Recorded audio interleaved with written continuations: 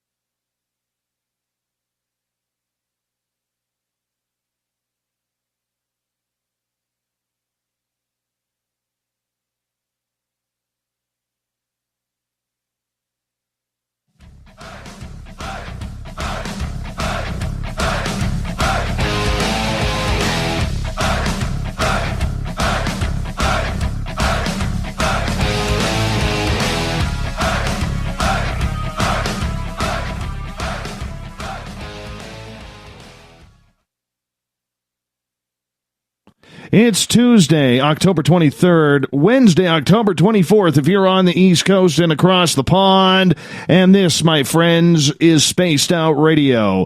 Hope you had a great day and night. I am your host, Dave Scott, broadcasting to you live from the Great White North on top of the mountains of central British Columbia, right here at SOR headquarters. We welcome you nightly on the SOR Radio Network and Deep Talk Radio. And if you want to listen to our archives, they are free at youtube.com/Spaced Out Radio. Just do old Davey the favor and hit that subscribe button. Our website is spacedoutradio.com, where we have a plethora of features for you. You can rock out to Bumblefoot, shop at our store, read up on the encounter online, and so much more. Tonight's show is brought to you by the YouTube channel Ensuho. Sebastian Martin brings high-quality messages to the masses. Go to spacedoutradio.com, click on the Ensuho banner, and subscribe to the channel today. We got author Joshua Cutchin here for you tonight as we spend an evening talking all things paranormal. JoshuaCutchin.com is his website where you can find his books, and prior to becoming a full-time writer, he actually served as public affairs director of the University of Georgia Hugh Hodgson School of Music for 3 years. He is the author of 3 books: A Trojan Feast, The Food and Drink Offerings of Aliens, Faeries, and Sasquatch. Well, we're going to have to find out about that. The Brimstone Deceit, an in-depth examination of supernatural scents, otherworldly odors, and monstrous miasmas, and Thieves in the Night, a brief history of supernatural child abductions. Joshua is also a contributor to Robbie Graham's 2017 collection of ufological essays, UFOs, Reframing the Debate, as well as David Weatherly's 2018 Sasquatch collection, Woodknocks Volume 3. Then at the bottom of hour number 3, we're going to have Paranoia Magazine's Olaf Phillips back to join us for the SOR Newswire. Mr. Joshua Cutchin, welcome to Spaced Out Radio for the first time. How are you? It's wonderful to be here. An absolute pleasure.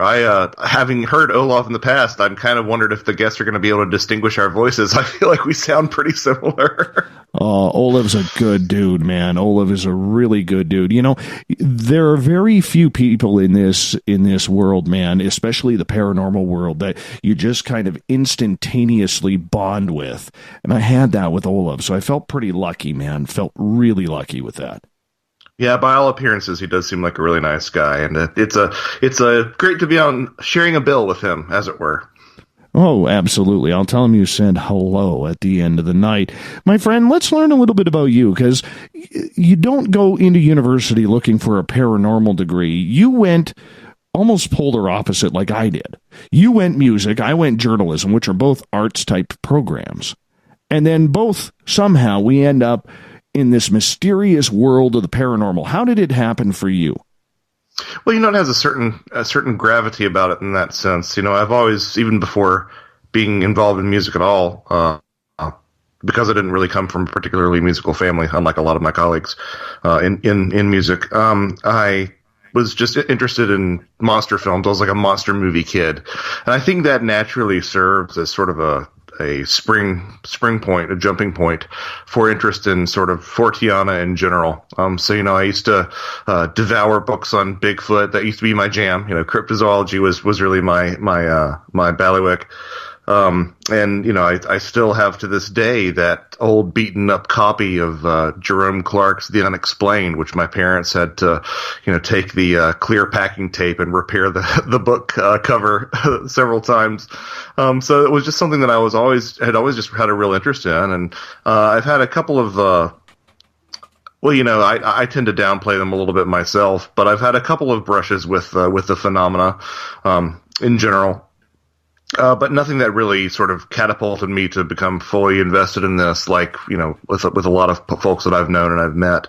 But, setting those aside, which we can definitely talk about if you'd like to at some point, I distinctly recall, while I was working at the University of Georgia, I had received an Amazon gift card from my sisters-in-law.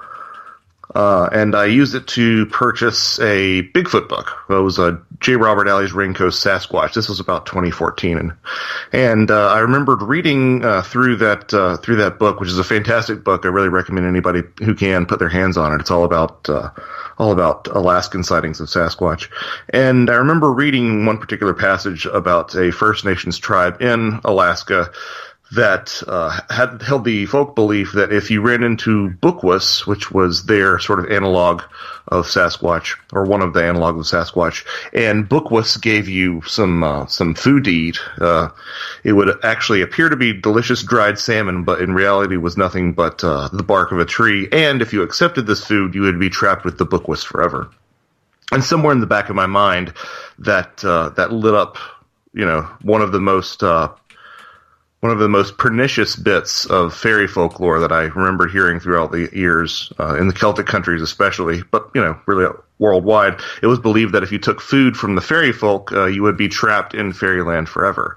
And I remember sitting back and saying, that's a really cool idea. Somebody should write a book on that. Maybe Nick Redfern will do that at some point. A couple of months passed, and I said, yeah, that's a really cool idea. Somebody should write a book on that. And a couple more months passed, and I said, maybe I should give this a try, because I always had an interest in writing, and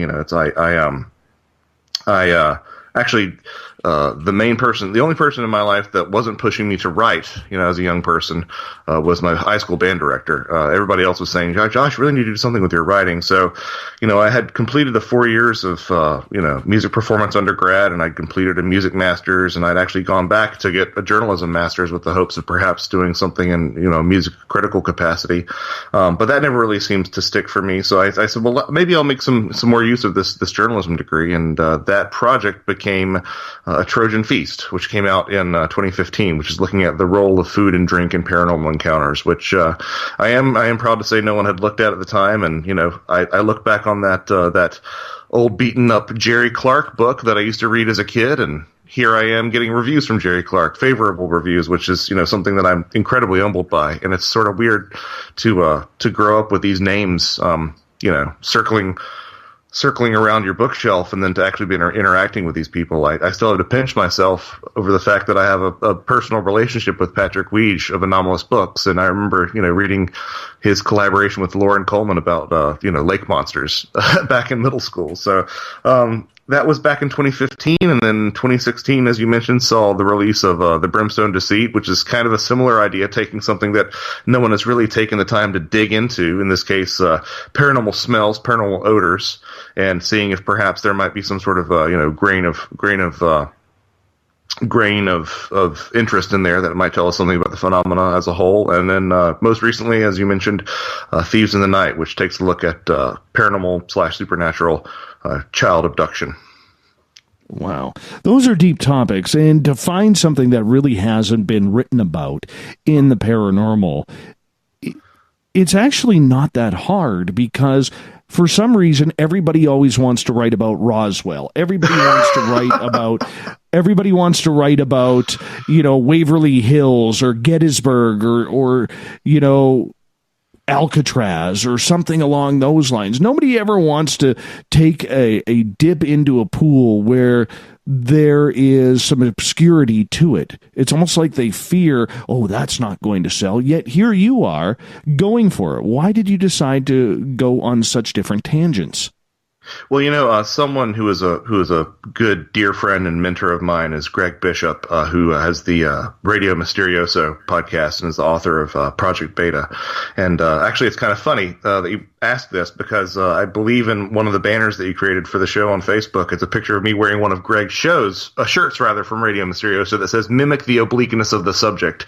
And there are some days when I think I understand that phrase more than others, but in this sense, if you look at the way that these topics tend to always be sort of elusive and always sort of approach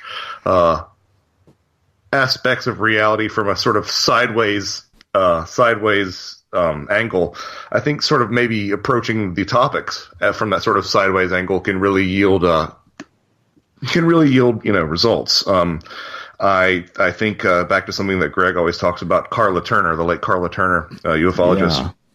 Told him about, this idea that it may be in these tiny overlooked details that we actually find something that, really tells us something significant about these phenomena as a whole. And, it's to do that, I think the reason that's not necessarily a popular angle is because it does take a leap of faith. You might spend several months taking a look at these data sets, and they might not yield anything. But boy, howdy, if they do, you've got yourself something really interesting in that case. So yeah, ufology needs another book on Roswell, like a submarine needs a screen door, and the ghost community needs another book on, the Gettysburg battlefield, like I need another hole in my head. Not that, there isn't interesting things to say about both of those, but, I really encourage anybody out there, if you have even the slightest inkling of a unique angle, just go for it, because you can never be sure how really sort of you can never be sure where that vein of ore might lead. It might lead to the mother lode. You can never tell. Well, you know what? I always laugh when it comes to Roswell, because you have all these people who are researching Roswell and saying, I found something new. I found a speck of evidence that is just strange. And then you ask them about the crash at San Augustine, and they're like, what? What's that? It's amazing how they could break down Roswell to a T, but you ask them about the secondary crash that day, and they don't know a damn thing about it. Right, which, if you look back, it's not like that hasn't been talked about. It's just that people just tend to get so focused on, the topic of Roswell that it ends up getting a lot of attention. And part of the frustration that I have with Roswell is, it may have been, it's sort of like the Patterson-Gimlin film, actually, in Bigfootery. It may be something unique. It may be a red herring. But every day that passes separates us from, from getting any closer to that truth, simply because of, witnesses who die and how far away we're getting from it in terms of, basic time. So, while there are plenty of other, more nuanced cases and more recent cases where you can actually maybe perhaps, come to some stronger conclusions that no one's really paying attention to because, they're not as sexy as the idea of something like Roswell. Joshua, I was talking to Grant Cameron a few weeks ago as we had a Paracon up here, and that's where David Weatherly and Ross Allison were up here as well. And we were talking about book sales when it comes to the paranormal.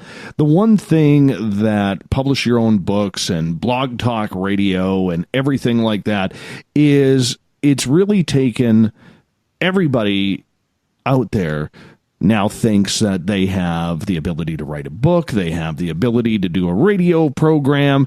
You know, I don't know how many times I've shaken my head at seeing somebody calling their radio show a radio show when all they're doing is going on Facebook Live.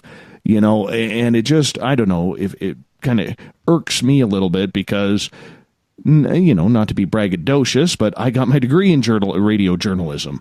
And when I sit there and I look at it and I think, come on. Where's the professionalism? Where is the attitude? Like, I know one guy out there who investigates UFOs. All of a sudden, you know, he's created a title for himself called investigative journalist. This guy is not a journalist. You know, there's people out there calling themselves cryptozoologists or demonologists, and they've never gone to school for it, even though there's no school for cryptozoology. But, I mean, everybody wants a title. Everybody wants their own thing, whether it's a radio show or to write a book. Do you think the paranormal is quite oversaturated with everything, and how does that affect your own personal book sales? Well, you know, I mean, you try to... It's difficult because I want to encourage people to really become more interested in these topics because a rising tide really does lift all ships. And I have read some poorly written books from a purely, you know, aesthetic/writing standpoint that have actually had some interesting information in them. So I don't want to discourage anybody from doing that. But I mean, yeah, like anything, there's a certain level of finesse and craft that goes into these sort of topics. And you know, it is frustrating to see people not realize that you can't just, you know, slap a little bit of information onto a page in a conversational tone and turn that into a book. For me, like what I've really tried to do is hold myself to it sounds like I'm just bragging, but I'm just trying to telling what other people are saying. You know, I feel like one of the things that we're missing in these topics, and one of the reasons that we aren't taken as seriously, is because we don't really do the work of we don't do that old school adage of you know, showing your work. I make it a point to pretty vigorously endnote and source all of my books. I think the latest book has 1,600 endnotes and over about 700 sources.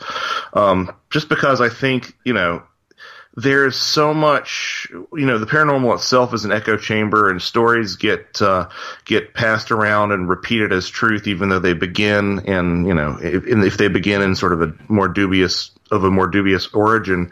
And when you actually take the time to sort of point out where these things come from, it's a little bit easier to backtrack these sources. So even if something in one of my books makes it onto the page and it wasn't a, you know, quote unquote true story, at least you can find out where I found it and then sort of backtrack and find out, you know, where that sort of rumor started. In terms of, you know, the saturation, I'm kind of actually pleased in some ways with how prominent and visible the paranormal is now, because again, I do think that idea of a rising tide lifts all ships. I mean, the fact that we live in a world where people are much more open to things like psi phenomena. People are much more interested in you know, topics like, I have a friend who is a staunch you know, materialist, physicalist, atheist who I saw the other weekend and was several months back, and was not only open to the idea of that possibly another organization besides NASA has sent human beings into space, but was also open to, you know, a lot of the research that's emerging about there perhaps being some sort of objective reality embedded within the psychedelic experience. This is a paradigm shift, right, which is really unprecedented. And you have that happening alongside people really entertaining ideas other than the extraterrestrial hypothesis, which I personally in my work have a lot of problem with. Not that I don't believe that people aren't having these things, but you know, I think come on, we got to love you. You got to love me some aliens around here, my friend. We got about 30 seconds before we got to go to break. Okay, well, I love me some aliens, and I think that there's an objective reality to it. I tend to go on to the more But I think that there's a lot of resonance with a lot of the Celtic fairy folklore, and I think that sometimes it's a little bit weirder than little green scientists coming down from Zeta Reticuli. But we can dig into that as we got plenty of time to dig into that. And we will. Joshua Cutchin is our guest on Spaced Out Radio tonight. We'll be back with more SOR right after this.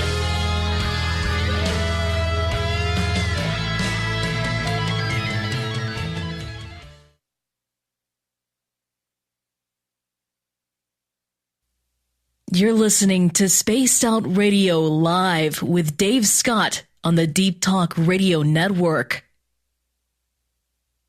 Visit purpleplates.com today. For over 40 years, the Purple Energy Plates have been delivering amazing results for their many customers. Inspired by the great genius Nikola Tesla, the harmony, healing, and energetic effects of the plates have proven over and over to be beneficial and often miraculous to thousands of customers. Check their site for daily specials and choose from their many energy products. You won't be sorry. Visit them today at purpleplates.com. Coming soon to our website, spacedoutradio.com, is the SOR Space Travelers Club. For just $5 a month, you can get into a private area on our site where you can hang with other listeners in our chat room, post in our forum, and check out a bunch of exclusive content and store that won't be found anywhere else, including a nightly after-show party with Dave. It's going to be the best $5 a month you're going to spend. The SOR Space Travelers, only at spacedoutradio.com. Heading to Vancouver and looking for a night on the town? The Moose Vancouver is the bar that never stops rocking until 2 a.m. every night. The Moose has great food with everything on the menu from $6.95 to $8.95. Fantastic, vibrant staff and rock and roll that will bring you back to when the music was real, the hair was long, and the guitars were rocking. Get your party on at the Moose Vancouver, the official party bar of Spaced Out Radio. Hi there, this is Geraldine Orozco from San Francisco's Bay Area Meditation. I invite you to join me the first Tuesday of every month with Dave Scott for Spaced Out Radio's The Spiritual You. In this fast-paced world we live in, it's time for you to take some time for you. We'll cover every possible subject from powerful meditation to healing techniques to your own intuition and spirituality. So come join us for The Spiritual You.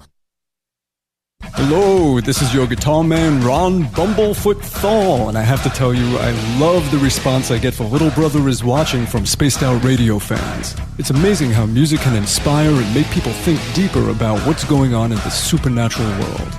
You can head over to my website, bumblefoot.com, to check out my music, my guitar workshops, my touring, even check out some of the hot sauces that I'm working on. And make sure you keep on listening, because with Spaced Out Radio, you know Little Brother is watching. So, you love talk radio? Then you'll love TalkStreamLive.com. TalkStream Live is always on, 24/7, with the best streaming talk shows. Find your favorite talkers and discover some new ones. It's free, readily available online or on mobile with any smartphone or tablet. Finding your favorite talk shows all in one place has gotten a whole lot easier. Just go to TalkStreamLive.com. Be sure to download the free apps from Google Play or the iTunes App Store. Are you intrigued by Paranormal Talk Radio? You'll love the new Paranormal Radio app from TalkStream Live.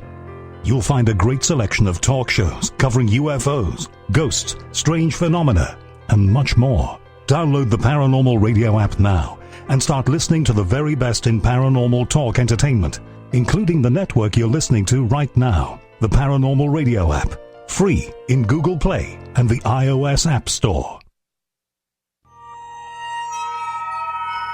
You hear footsteps in the empty room above you.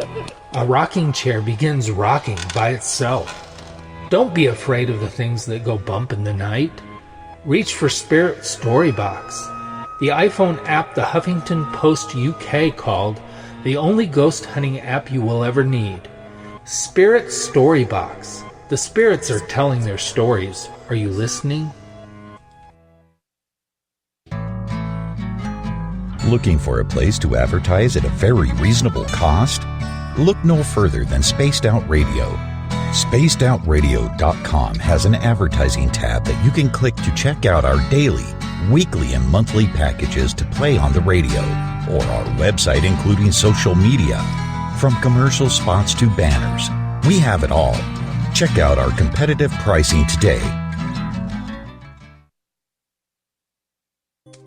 We're bringing scientific thought to the paranormal. Hi there, this is spaced out radio scientist Chris Cogswell. Join me, Chris Zuger, and Dave Scott the second Wednesday of every month, where we break down the who from the woo when it comes to everything paranormal. We'll investigate and try to bring sensible answers to those straight and sometimes outlandish questions people have. Hey, not everything has an answer, but we'll do our best. Listen in to Reality Paranormal only on Spaced Out Radio. A timepiece is a reflection of who you are, and what better way to show off the real you than with an Escape watch? Escape is a lifestyle brand accessorizing your days and nights. Choose to escape and create the life of discovery that you deserve. Dream, play, unite with your own personalized Escape watch. Head to escapewatches.com. There is no time like the present to enjoy your escape. Use promo code SMF2017 for your 20% discount today. You know, it's hard being the bad man of ufology, but that's just the way that I like it. This is Chris George Zuger, and I'll be hanging out with Dave Scott and SOR scientist Chris Cogswell for Reality Paranormal, the second Wednesday of every month. And our job is to break it down and come to conclusions as to what is really going on in the supernatural world. I'd love for you to join us right here on Spaced Out Radio. Did you know Spaced Out Radio runs 7 days a week? Hi there, this is Tessa Nicole Thomas, and I'm here to take you on a paranormal journey each Saturday and Sunday night. Why change the station when you have it all right here? Together, we'll hang out and share some strange and scary stories. And don't forget, we have Psychic Sundays as well, so come tune in Spaced Out Weekend. We get going at 9 p.m. Pacific, midnight Eastern, only at spacedoutradio.com, where we own the night. Are you tired of being blocked, shadow banned, or placed in jail for simply posting your thoughts on social media? Social Media Freedom can take care of that for you. Social Media Freedom is the newest and one of the best free new apps that allows you the freedom to post what you want, when you want. It takes seconds to download from your app store. Come join the tribe at Social Media Freedom. It's time to set yourself free.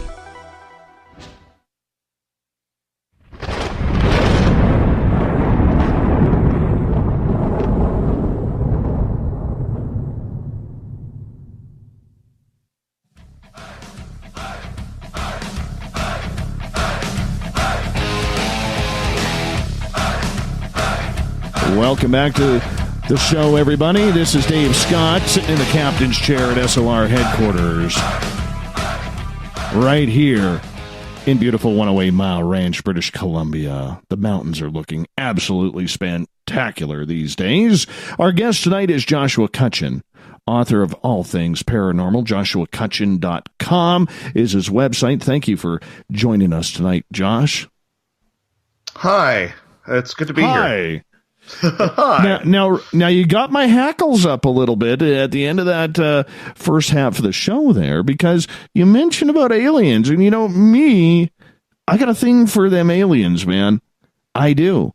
I mean, we got Carl, who showed up at their window one night when we were broadcasting. The 12-foot dude out in the forest. Man, I can tell you some stories. So break it down, man. Are you one of these, uber skeptics who says, oh, this crap is not happening, it's all in people's imaginations? What's going on?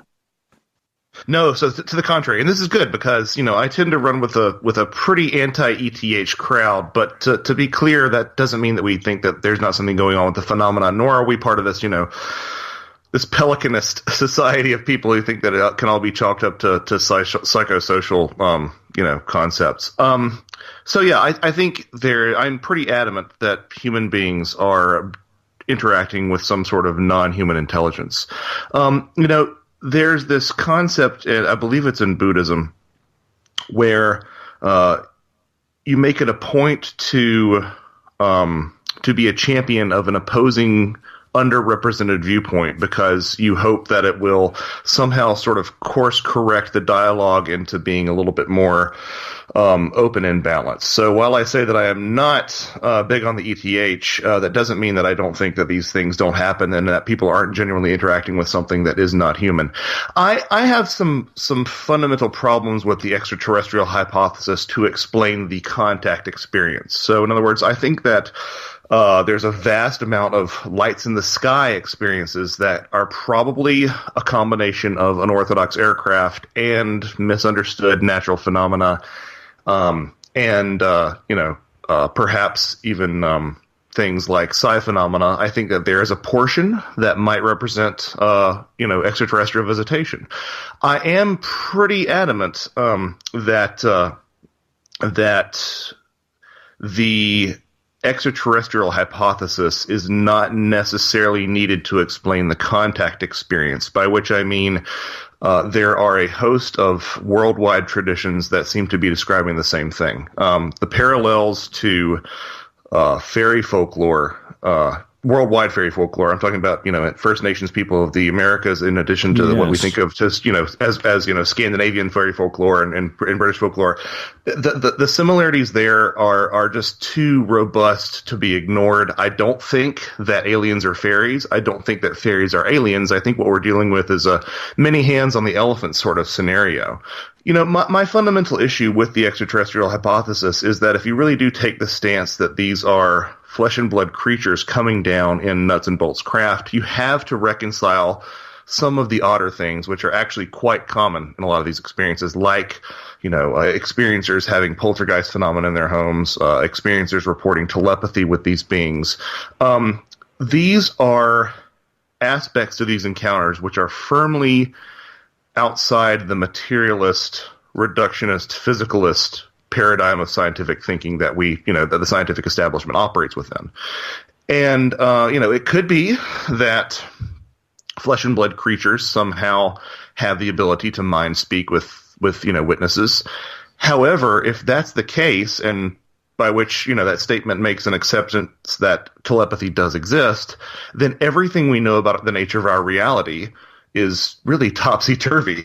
We're no longer functioning within a materialist paradigm. We're probably functioning within something that's closer to an animist paradigm or even an idealist paradigm, where consciousness plays some sort of fundamental role, in which case every explanation for these encounters with, other human intelligences is back on the table. As ridiculous as the fairy faith sounds, it's on the table. As ridiculous as some people of a non-religious persuasion might find, demons, it's on the table.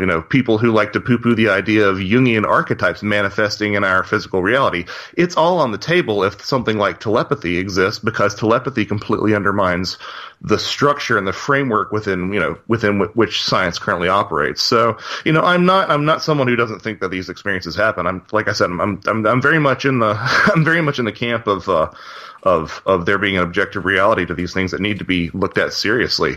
And, not just in witnesses' heads. I am much more inclined to an idea similar to Greg Bishop's co-creation hypothesis, which is this idea that we are seeing something, some sort of, non-human intelligence, and whatever our cultural framework is, influences the way that we interpret it. Having said all that, I say that to say this. I haven't had that experience like so many other people have. And, that definitely puts me at a disadvantage to describe these things. I just know that if we are dealing with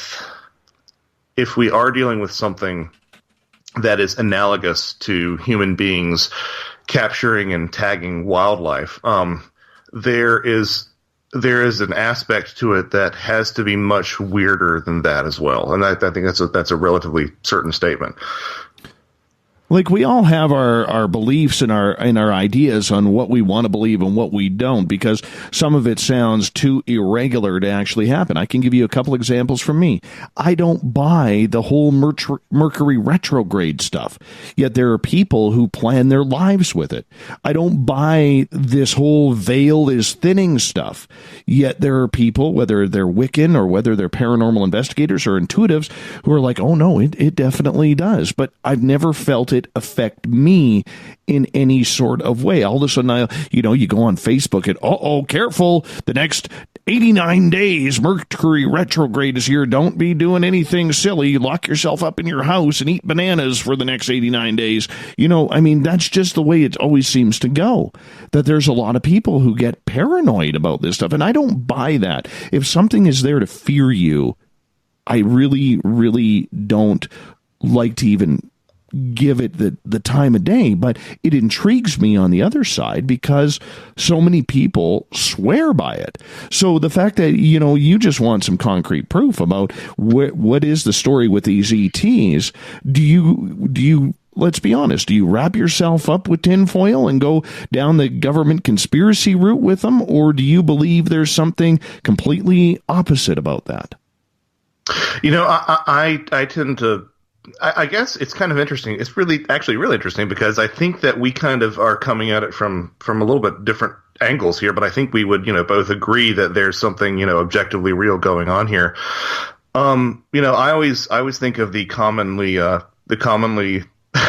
mentioned sort of adage that millionaires don't believe in astrology, billionaires do. And I think it's interesting that all of us who tend to be more dismissive of, sort of some of the woo things, every American alive at least has, without their knowledge, funded psi research. Every American without their knowledge has sort of, funded remote viewing because, your tax dollars have historically, unambiguously gone to investigate these sort of, super normal, abilities. I tend to be on the side of, the thought process where, I suspect that if the powers that be, the governments of the world, and particularly the United States government, because they get so much of the grief over this topic. I tend to suspect that if they do know more than the UFO community does, I suspect that what they know I suspect that the reasons for them being sort of cagey and secretive about it have a lot more to do with the fact that the reality of the phenomena will really undermine, this materialist paradigm in which we are all, existing in. In which case, if you look at the basis for any source of government, it is to punish with impunity to the extent of death. And if you look at the idea that perhaps these phenomena might represent something that says that this physical reality is not the only game in town, that really does undermine the powers that be, in terms of the sort of authority that they have to act in your life. It's almost as that old adage of, if everyone was aware of the afterlife, how many people would go ahead and off themselves because there's something better to be held. So if everyone on the planet was armed with the knowledge that this crude material world is not the only game in town, how much power could these artificial systems really exert? That's sort of a pet theory of mine. But I do tend towards more. People would probably say that my thoughts on the UFO phenomena have a lot more to do with spirituality than they do with physicalism. But I don't really like that term because it there's an implied sort of almost sort of reductive Judeo-Christian dichotomy, good and evil, it's all angels or demons attitude that it tends to get applied to that line of thought, which I don't necessarily line up with. I'm much more into the concept that perhaps we're looking at an ecosystem of spirits that's masquerading as something, in terms of masquerading as a modern ufological phenomena. There's a reprint from the Daily Grail Publishing of Jacques Vallée's Passport to Magonia, which has sort of been a seminal text in terms of the way that I formulated a lot of my ideas. And the cover itself actually has a picture of a gray alien, and it's holding 3 masks. And one of the masks is, a traditional fairy queen, and one of the masks is, a demon, and one of the masks is like a 1950s space invader. And it's a very eloquent cover in terms of the message that it conveys with a simple image.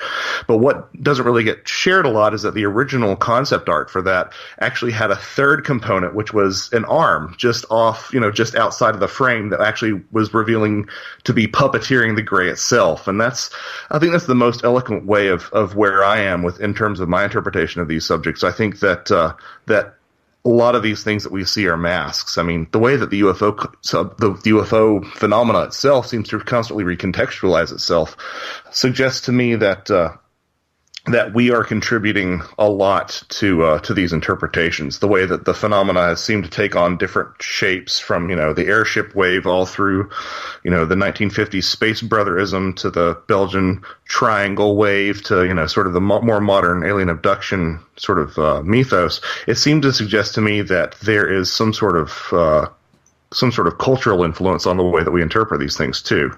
Again, this is all just me being pretty speculative because I haven't had these experiences myself personally.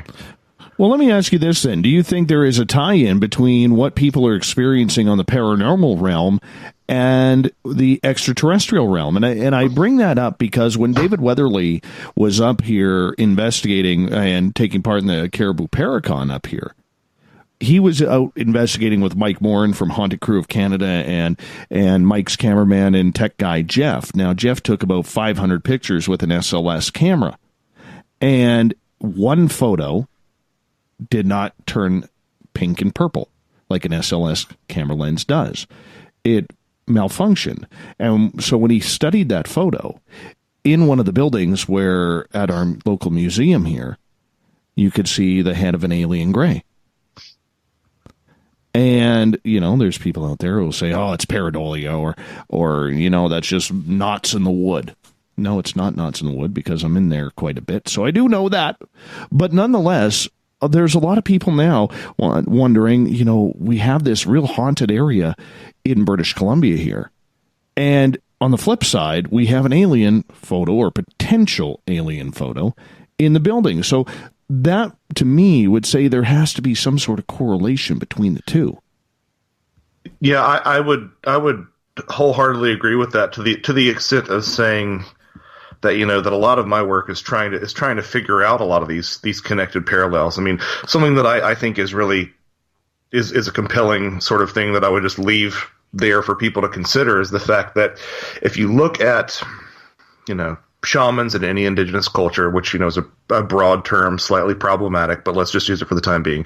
Shamans / medicine men / witch doctors, the spiritual advisors of a lot of indigenous people. If you look at their experience, which typically involves being brought to some sort of tragedy, perhaps even to the brink of death sometime early in childhood, after which they have supernormal abilities and a renewed spiritual lifestyle. If you look at that experience and you compare it to the near-death experience where people will be brought again to the brink of death through some sort of trauma and will come back and often have a renewed spiritual life and will often be surrounded by psi phenomena, sometimes what we would describe as poltergeist phenomena. And you look at the fact that people who were taken to fairyland in Celtic literature would often return either to become priests or would return with abilities themselves. There are several famous cases of that. One was Anne Jeffreys, who was taken to fairyland and returned as a healer and returned with the abilities to prophesy. There was another case of a young boy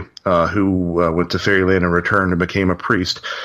And you look at people who, have the direct contact experience. And, a lot of them, my friend Mike Cleland always talks about how he's amazed at how many people who are experiencers have told him that they've come back and become Reiki healers. We look at the contact experience itself. People, it's not very well known that Betty Hill had, a ton of premonitions about friends of hers dying in car accidents, which actually came to fruition. So these all three really experiences, three or four different types of experiences, all seem to share the exact same narrative.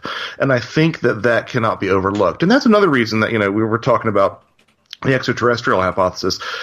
The reason, the way that those different scenarios all seem to really follow the same playbook is another reason why I tend to push back against this idea that we're simply dealing with little green scientists coming from another planet, is because there seems to be some sort of metaphysical tie-in here that I think often gets overlooked when you're, obsessed about crash flying saucers and stuff like that. Oh, tell me about it. We got about 4 minutes here before we have to go to our break at the top of the hour, Josh. And I'm curious, in regards to that tie-in, do you think that it is all one sort of life source that everybody is kind of talking about in the metaphysical community? Or do you think that these are different life sources from different areas and really there is no God or spiritual higher power that really brings together all of these spirits? You know, that's a great question. And I tend to lean towards the idea that we're seeing one of several things. One of it might be, you know, a continuum of phenomena that just tend to manifest in different ways, but there's something at the center of that Venn diagram that binds all these phenomena together. You know, I myself am a Christian, but I have to be intellectually honest enough to separate that from a lot of my other conclusions because that, you know, my own beliefs are faith. You know, I tend to wonder if we're not looking at some sort of ecosystem of spirits in the sense that, you know, again, not in that sense of like we have angels versus demons, but we're really dealing with something that's a lot more like, well, you know, like an ecosystem. You know, there are animals that are friendly and there are animals that are less friendly and there are animals that aren't necessarily evil, but, you know, as my colleague Gordon White says, you know, a shark is going to shark. And a shark is not necessarily evil, but if you're in the wrong place, a shark will take advantage of the fact that you're tasty.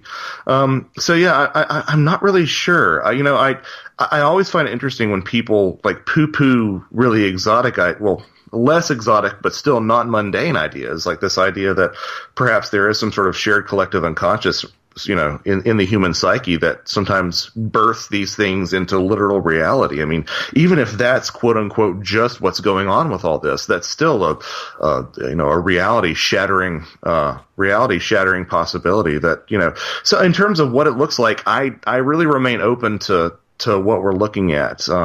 And again, I do think a lot of these things are describing the same thing. I think we've got a lot of different hands on the elephant. For anybody who doesn't know that parable, it's a parable about several blind men touching different parts of an elephant. And one of them thinks that it's the leaves of a tree because they're touching the ears. One of them thinks it's a tree trunk. One of them thinks it's a snake because he's holding the trunk of the elephant.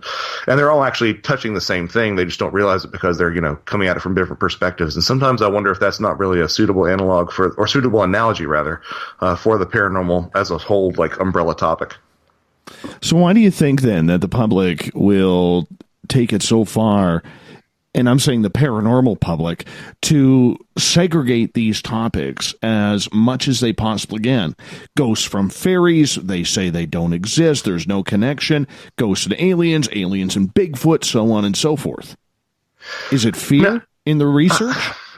I think it's just the fact that it's just a giant data set to get across. I mean, here I'm somebody who's been really thinking about this in terms of these paranormal, pan supernatural sort of concepts for a while, and really trying to form a unified field theory of the paranormal. And I mean, as you can hear, I'm not exactly being eloquent about it right now. You know, I think. Oh, it's hard to be. It's hard to be. Yeah, to get to that 10,000 foot view, I think that's a major stumbling block for people. But if you look closely enough, you will find you will start to see these patterns that sort of tend to almost fractally repeat and represent themselves across all these different subjects. I mean, something that, you know, the alien fairy thing is a very strong correlation, but there's actually a strong Sasquatch fairy correlation too that we can get into if you'd like to. You know what? We'll do that. We'll do that right after the break. Our guest tonight on Spaced Out Radio is Joshua Cutchin. His website, joshuacutchin.com. If you definitely want to check it out during the break while you're listening in, just open up that other window. Unless you're driving. We don't want you to do it while you're driving. That doesn't work. Does not work at all. And, of course, you can find all of Joshua's work at Amazon. All his books out there, online. You can go get them. We'll be back with more after this.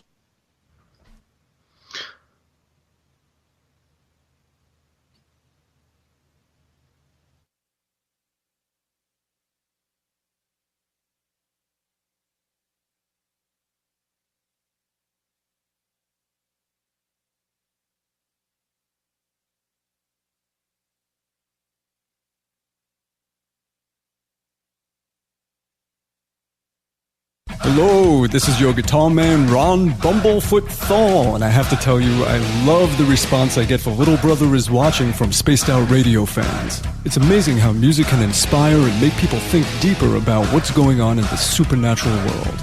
You can head over to my website, bumblefoot.com, to check out my music, my guitar workshops, my touring, even check out some of the hot sauces that I'm working on. And make sure you keep on listening, because with Spaced Out Radio, you know Little Brother is watching. Heading to Vancouver and looking for a night on the town? The Moose Vancouver is the bar that never stops rocking until 2 a.m. every night. The Moose has great food with everything on the menu from $6.95 to $8.95. Fantastic, vibrant staff and rock and roll that will bring you back to when the music was real, the hair was long, and the guitars were rocking. Get your party on at the Moose Vancouver, the official party bar of Spaced Out Radio. You're listening to Spaced Out Radio Live with Dave Scott on the Deep Talk Radio Network.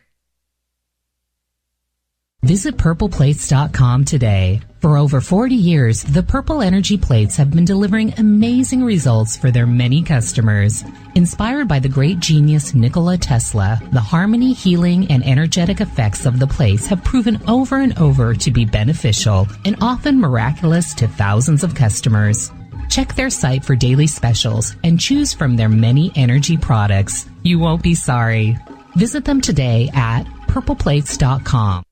You know, it's hard being the bad man of ufology, but that's just the way that I like it. This is Chris George Zuger, and I'll be hanging out with Dave Scott and SOR scientist Chris Cogswell for Reality Paranormal, the second Wednesday of every month. And our job is to break it down and come to conclusions as to what is really going on in the supernatural world. I'd love for you to join us right here on Spaced Out Radio. The freedom to post what you want, when you want. That's the social media freedom you need. Social media freedom is the free app in your app store. No need to worry about going to jail or being shadow banned any longer. It's the freedom to say what you feel. The freedom to know Big Brother isn't watching. It's the way social media is supposed to be. Social media freedom. It's time to set yourself free. Download from your app store today. On the first Tuesday of every month, I encourage you to come along for a journey with me, Geraldine Orozco, on The Spiritual You. Together, we will take a look at how to access the highest expression of yourself and change your life. Consciousness, ET contact, health, and wellness, we can talk about it all. So come along for a spiritual ride with me, Geraldine Orozco, on The Spiritual You, only on Spaced Out Radio. You hear footsteps in the empty room above you. A rocking chair begins rocking by itself. Don't be afraid of the things that go bump in the night. Reach for Spirit Storybox, the iPhone app the Huffington Post UK called the only ghost hunting app you will ever need. Spirit Storybox. The spirits are telling their stories. Are you listening? We are getting ready to relaunch the SOR Space Travelers Club at spacedoutradio.com. For $5 a month, you can join us for a plethora of features found nowhere else. Hang out in a private chat room during the show and after party. You can check out some exclusive content and a store specifically for you, as well as a private listener forum where you can post your thoughts, stories, and pictures. The SOR Space Travelers Club, coming soon to spacedoutradio.com. Looking for a place to advertise at a very reasonable cost? Look no further than Spaced Out Radio. SpacedOutRadio.com has an advertising tab that you can click to check out our daily, weekly, and monthly packages to play on the radio, or our website including social media. From commercial spots to banners, we have it all.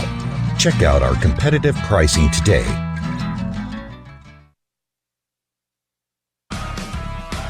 Get your horns up with me on Spaced Out Radio. This is Ron Bumblefoot Thal. Come tune in to SOR where you can hear me rock out with Little Brother is Watching, the official theme song of Spaced Out Radio. And then come on over to bumblefoot.com where you can find out about my tour schedule, my music, and everything else. Bumblefoot.com keeps you up to date on what I'm doing and the best way to stay in touch with my music and music camps. Sign up for my newsletter at bumblefoot.com and remember, Little Brother is Watching.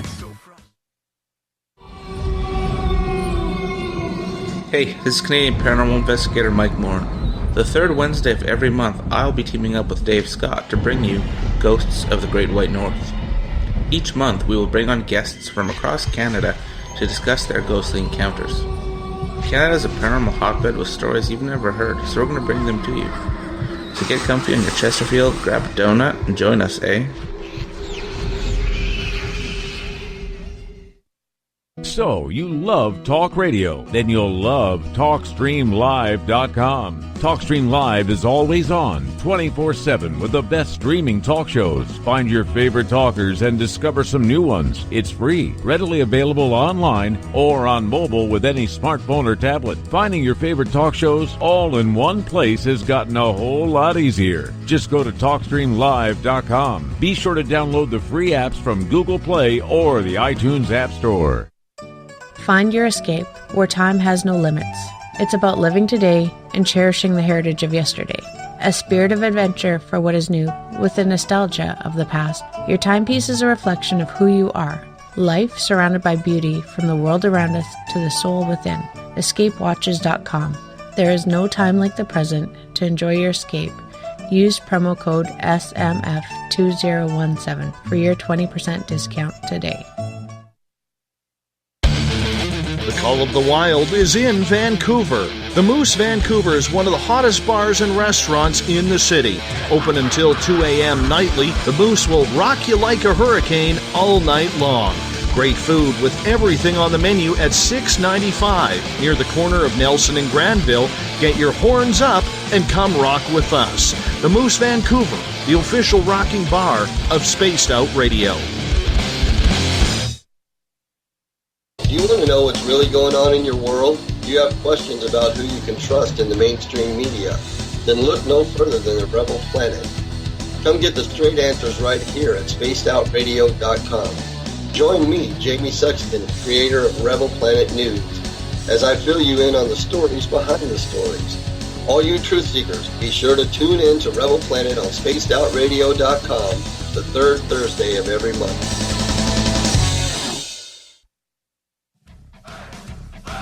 You're listening to Spaced Out Radio with Dave Scott. Follow Dave on Twitter at Spaced Out Radio and on Facebook, Spaced Out Radio Show. Welcome back to the second hour of Spaced Out Radio tonight. I am your host, Dave Scott. Thank you so much for being with us. Tomorrow night on the show, we hit peak woo as Sarian Michael White tells us what it's like to channel aliens. We get going at 9:06 Pacific, midnight. Actually, that's 12:06 Eastern at spacedoutradio.com. We welcome back everyone listening in on the SOR Radio Network and Deep Talk Radio. Don't forget, all of our archives are free at youtube.com/spacedoutradio. Do me a favor, hit that subscribe button.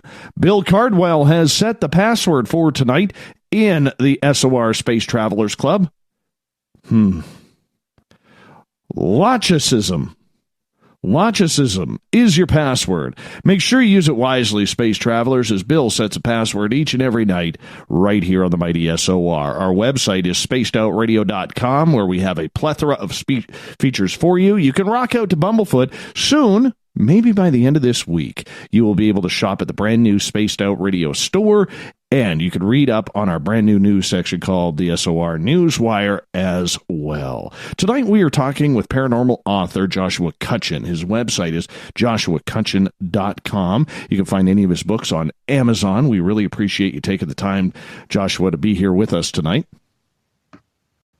It's wonderful. I'm really enjoying the conversation. It's always nice to go in a little bit different direction than I'm used to. You know, you do a lot of these interviews, and there's some hit the points that you hit every time. But we're forging a new path here, which is great. That's our job. That's our job, is to, just go with it, man. Fireside chat. That's what we like to do around here. Fireside chat. At least that's what I like to call it. But nonetheless, my friend, right before the break, you said something very intriguing about Bigfoot and the fairy folk being kind of one of the same. Now, a lot of people will look at Bigfoot, especially if they've had an experience with a sighting, where you're looking at this 7 to 10 foot creature and this little pixie that's maybe 6 inches, if that. How the heck could those two be related? Well, I guess would it be okay to sort of bring some people up to speed on the non-Tinkerbell version of fairy folk? Yeah, run with it, man. In case anybody's wondering, and it kind of comes off silly at first blush, I realize that, but throw out everything out, this sort of, again, this Tinkerbell idea. That is the idea of a little sexy lady with wings is really a late 18th century children's book invention. The fairy folk, in terms of especially Western Europe, but you could make a broader distinction and say, the world as a whole, are generally they are not to be trifled with. They could be great helpers or your worst enemy. Not necessarily always short. They could actually be of different varying sizes. Basically, a race of sort of underground beings that have 1 foot in the physical world and 1 foot in the immaterial world. Most likely demoted pagan gods of the landscape, sort of what their origins seem to be. Although scholars have a lot of different interpretations on the origins of fairy folk, and also, it's important to really recontextualize fairies in terms of sort of the vast taxonomy that they really include. You could argue very easily that things like mermaids and ogres and trolls, these all fit into that broader fairy umbrella. A lot of the work a lot of the groundwork was laid by Jacques Vallée in Passport to Magonia about the similarities between fairy lore and, sort of the modern contact experience. Both fairies and aliens were associated with anomalous lights, and you have these beings of short stature who in some cases live underground or retreat to underground places. Fairies would pinch and prod their victims, just as, the modern alien contactee experience seems to suggest that, there's this whole medical examination that goes on during abductions. What we would call crop circles today were called fairy rings in years past. There's this obsession with reproduction that the fairy folk had. A lot of times fairyland shares some attributes in terms of having a non-distinctive light source. There's this time dilation that you'd see in fairyland. People would go in for what felt like, just a few hours, and they'd come out days later, which really does mirror the missing time effect in modern abduction experiences. And, a lot of times, in the modern abduction experience, people will report a taller supervising gray alien that's supervising all these shorter gray aliens. And that really does map onto a lot of these fairy encounters where you have the fairy queen who is much taller than the shorter fairy folk themselves. So it really does seem to me like there's a lot of similarities there. A lot of the new book, Thieves in the Night, is really just sort of drawing the similarities between the modern alien hybrid program and the changeling phenomena, which I'm sure we'll get to it at some point. But even something as seemingly modern as the alien implants that we find amongst abductees have an analog in fairy lore. The fairies could actually wrathfully smite someone with a fairy blast, which would produce a tumor on the skin, and when it was opened up, it would actually reveal a rock or a pebble or a bit of ceramic or something to be inside the wound. So it's an exact analog to that as well in fairy lore. Now, of course, I say all that to say this, that those connections between fairy lore and the alien contact experience, which I'm very careful to not say UFOs, alien contact experience, those similarities are really, really quite strong, and to the point that I would argue that any aspect of one that you would find in the other. And, a lot of people have pointed out these similarities ad nauseum. Now, the Bigfoot thing, because circling all the way back around to that, the large wild man archetype also has analogs in fairy folklore. There was a large shaggy fairy of Britain tall and shaggy, named the Woodwoes. If you look at some of the behavior attributed to Bigfoot, you actually find analogs in fairy lore as well. Extraterrestrials paralyze you with a wand. Fairies could paralyze you with a fairy shot or an elf shot. With literally a tiny little arrow that they'd shoot at you and paralyze you with, and a lot of Bigfoot witnesses have claimed that there's this infrasound component which tends to sort of disorient you or sort of stop you in your tracks. A lot of the fairies in Brittany, in France, would be accused of braiding horses' manes overnight in the barns. Well, there's no shortage of Bigfoot researchers who claim that similar phenomena in the United States or in Canada is actually the result of Sasquatch breaking into barns at night. Again, you have the reproductive obsession. There's no shortage of Bigfoot abducting First Nations women for procreative purposes. There's the possible suggestion of an underground component. There have even been stories that involve Bigfoot and missing time, although they're relatively few and far between. One thing I find really interesting is, are you familiar with the concept of the ghillie suit? Are you familiar with what a ghillie suit is, Dave? Yes, I am. Yeah. So anybody who doesn't know, it's basically a special forces suit that is used to break up the outline of the human form. So it's often has a bunch of, it just looks like a big shaggy suit. And yeah, I can't tell you how many times you'll see this in Bigfoot reports that somebody thinks that they're seeing someone with a ghillie suit on. It's interesting because the ghillie suit actually derives its name from the ghillie doo, which was a tall, sort of shaggy Scottish fairy, solitary fairy. And it's interesting that this connection between sort of the Sasquatch figure and the ghillie doo is not at all lost on Australian Special Forces. Australian Special Forces actually don't call their ghillie suits. They call them yowie suits, after Australia's version of Bigfoot, the yowie. So there are a lot of these sort of tangential connections between the fairy folk and Bigfoot that I really think don't get as much press as the alien fairy connection, which in itself doesn't get that much press. But and again, I don't think that this necessarily means. I mean, I will not say that anything in Bigfoot lore has an analog in fairy lore. That's just not the case. But there are some connections there, which again makes me question, exactly what that Venn diagram I mentioned earlier, what that might look like. Are we seeing two different sides of the same coin, or are they just a bunch of different coins in the same pocket? I don't know, but it makes me wonder. Leprechauns, trolls, gargoyles, gnomes, fairies, they all seem to be really, really pushing the envelope for a lot of people. I mean, you got Iceland, who will literally, build roads around what is believed to be a little person area. You know what I'm saying? Yeah, I mean, It's absolutely crazy how if you head across the ocean, the Atlantic, where there's a lot of mystery and belief in a lot of these subjects. Yet over here in North America, we just don't seem to want to buy into this folklore. Oh, absolutely. I mean, I had the pleasure of going to Ireland a year ago, at the beginning of the month, a year ago this past October, and I ran into no shortage of people who, I mean, maybe they were pulling the leg of an American, but I really don't suspect it because I heard them, they were speaking very frankly about it and seemed to have a pretty good, robust knowledge of folklore. People who would say things like, I don't believe in the fairies, but I'm afraid of them, or I don't believe in fairies, but I'm not going to the fairy fort at night, I'm not going to the fairy hill at night. Because there really is this respect and this fear, at least, for these traditions. And it really is, it's a tradition that really is alive today. It becomes difficult to, I'm very aware that my online presence is sometimes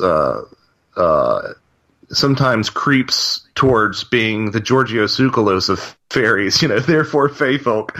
In fact, that was my Twitter handle for a while. But part of the reason that becomes difficult is because a lot of people in years past, in centuries past, would use that term fairy a lot in a very similar way that we would use terms like supernatural or paranormal. It would be sort of a catch-all. So anything that was anomalous or unexplained, you would say, oh, that's fairy, or that's of the fairy. So, sometimes you can get fairy doilia, I guess, instead of pareidolia. Fairy doilia, nice. Very nice. And I try to really always, do a gut check on these topics to make sure that I'm not seeing things where they're not.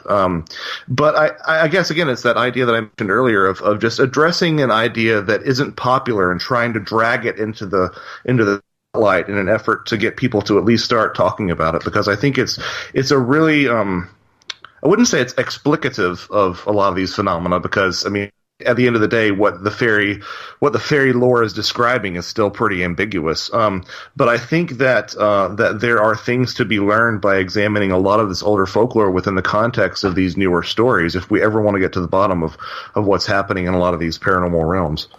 A lot of people will believe that we have to get more science involved in this. We have to get more laboratory testing. We got to catch or find some of the bodies of these creatures, whether they're, little people or whether they're Sasquatch or sea monsters or whatever it is, in order to prove or disprove that people aren't just delusional. How do you go about that when the majority of sightings and video are taken and they are, you can't even say they're adequate at best? Yeah, I mean, I feel like people who say that just need to spend some time, and you have to spend some time on this book, because it's you have to reread paragraphs several times for them to really sink in. But I feel like people need to spend some time with George P. Hansen's The Trickster and the Paranormal, which is a really dense book, which I think lays out a lot of how, these phenomena tend to self-negate. They tend to, they tend to set themselves up in situations that will call the reality of the event into question, which, to somebody who has a really sciencey mind sounds absolutely ridiculous. And I get that. I get this idea that we should be able to objectively measure these things if we ever want to prove them. The problem is, again, I mentioned this, I quoted this in a recent blog post. But as author and chaos magician Gordon White says, you don't measure the effects of a tide in a sink. Theoretically, you could get really sensitive equipment and you could sort of measure the effects of the tide coming in and the effects of the moon on the water and the level in the sink, and blow those and extrapolate to how big they would be if you were measuring the tides in a bay. But people are going to criticize that. And, these are field experiments. And at least in the case of someone who is trying to measure the high tide and low tide of the bay, they at least have a place where they know that they can go and reputably find it, time and again. Imagine if you never know where this phenomenon is going to strike, and then imagine the possibility that there may be some sort of phenomena that has a degree of omnipotence, where if it doesn't want to be captured or tagged or cataloged, it won't. Akin again to It's a tired trope, but akin to us in an anthill. If their ants aren't going to catch me, I'm sorry. Some might climb on my leg, but they're not gonna carry me away, unless it's army ants, I guess. But I think these are all problems that the paranormal community really needs to wrestle with.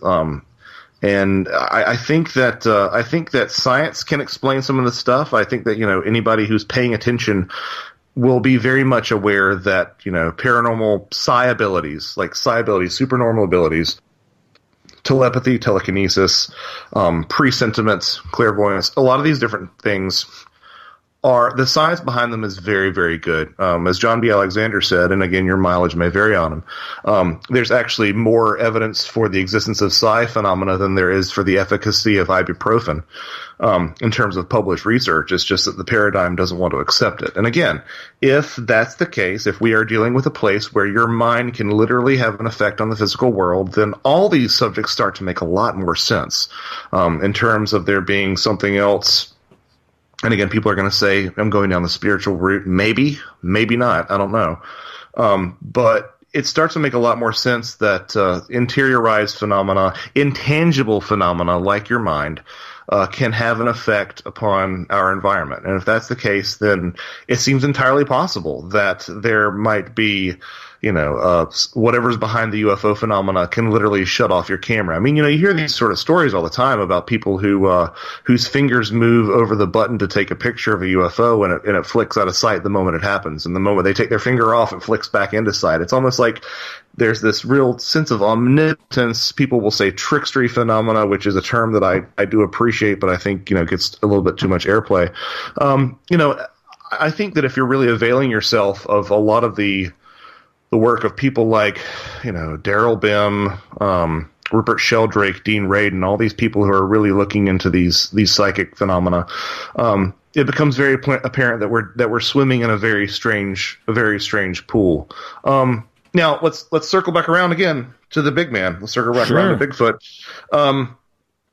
I am, if there is a flesh and blood Bigfoot, which honestly, the idea that I'm really fond of right now is that, yes, there are flesh and blood Bigfoot. They are exceedingly uncommon, and sometimes whatever this other phenomena is will adopt the pageantry, will adopt the imagery of that flesh and blood Bigfoot, similar to the way that, sometimes you'll see screen memories pop up in the abduction reports of people seeing deer or especially owls that are anomalous. That's sort of what I'm leaning towards. And if that's the case, if there are such things as flesh and blood Bigfoot, I gotta be on the pro-kill side of things, because nothing else is going to ever come close to actually, providing quote unquote proof.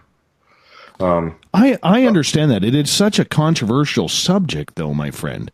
It really is. I mean, outside of Todd Standing doing what he is doing, there's a lot of people out there who you talk about killing a Bigfoot and they are all over you, man. They are absolutely all over you. Yeah. I mean, I get that. I mean, from a fundamental moral perspective, especially if it is literally a relict, if it's as close to a human being as it seems to be, I get that. But at the same time, the people who are the same people who are saying don't take the shot. I mean, if you're going to be that way, then you've got to be willing to sit with the uncomfortability of this never being proven.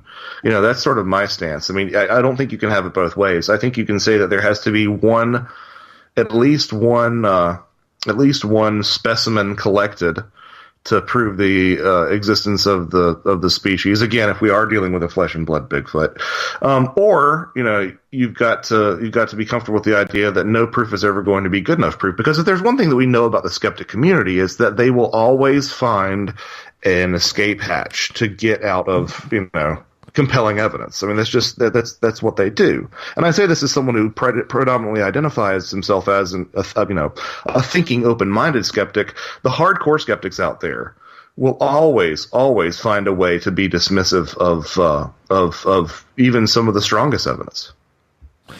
And I get that, and I appreciate that. But do you think that part of the reason why we haven't found a body is maybe the First Nations legends are true? That this creature is some sort of interdimensional or shape-shifting being? Interesting you should say that. My next project actually is going to be, it's my first collaborative project. It's collaborating with a good friend of mine, Timothy Renner, who has the Strange Familiars podcast, has a couple of different other books out. And we're sort of just approaching it as the Weird Bigfoot book, because there's a lot of, again, it reminds you of a lot of the stuff that you hear about the contact experience, where like all this looks like it's a completely, as mundane as it can be, a completely physical being.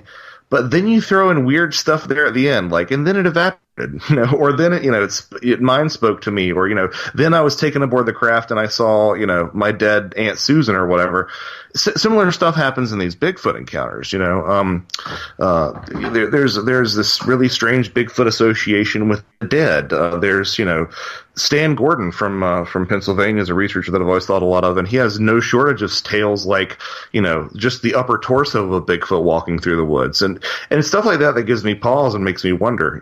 I know some people will be quick to use terms like interdimensional. I tend to not use those terms because it feels like it's a real goalpost mover. I really don't know what interdimensional means in any sort of practical sense. And we can talk about quantum theory like we know what we're talking about all day long, but we still don't really have a sense, a way to put, to actually, describe and flesh out that concept unless we, fall back to ideas that are kind of more in terms of the spiritual plane. But, maybe Bigfoot are so rare that you don't find the bodies. And I've heard all the old explanations that, porcupines will take bones to their caves and gnaw them into nothing. Or, I don't really run into a lot of black bear carcasses in the woods. But the thing is, people at times in the past have run into a black bear carcass, and we still haven't run into a Sasquatch carcass. Maybe they bury their dead. I ran into one the other day. Really? A black bear carcass, yes. That's impressive. That is really impressive. I pulled up. We were out scouring the wilderness, looking.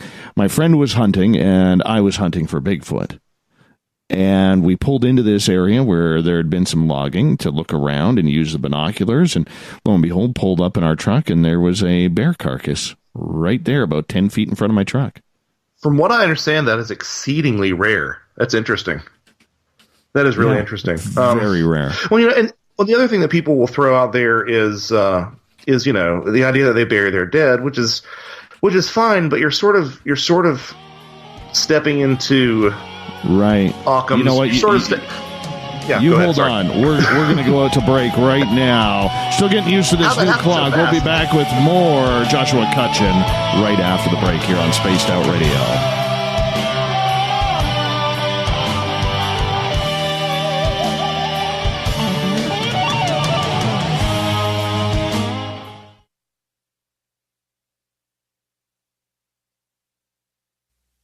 You're listening to Spaced Out Radio Live with Dave Scott on the Deep Talk Radio Network.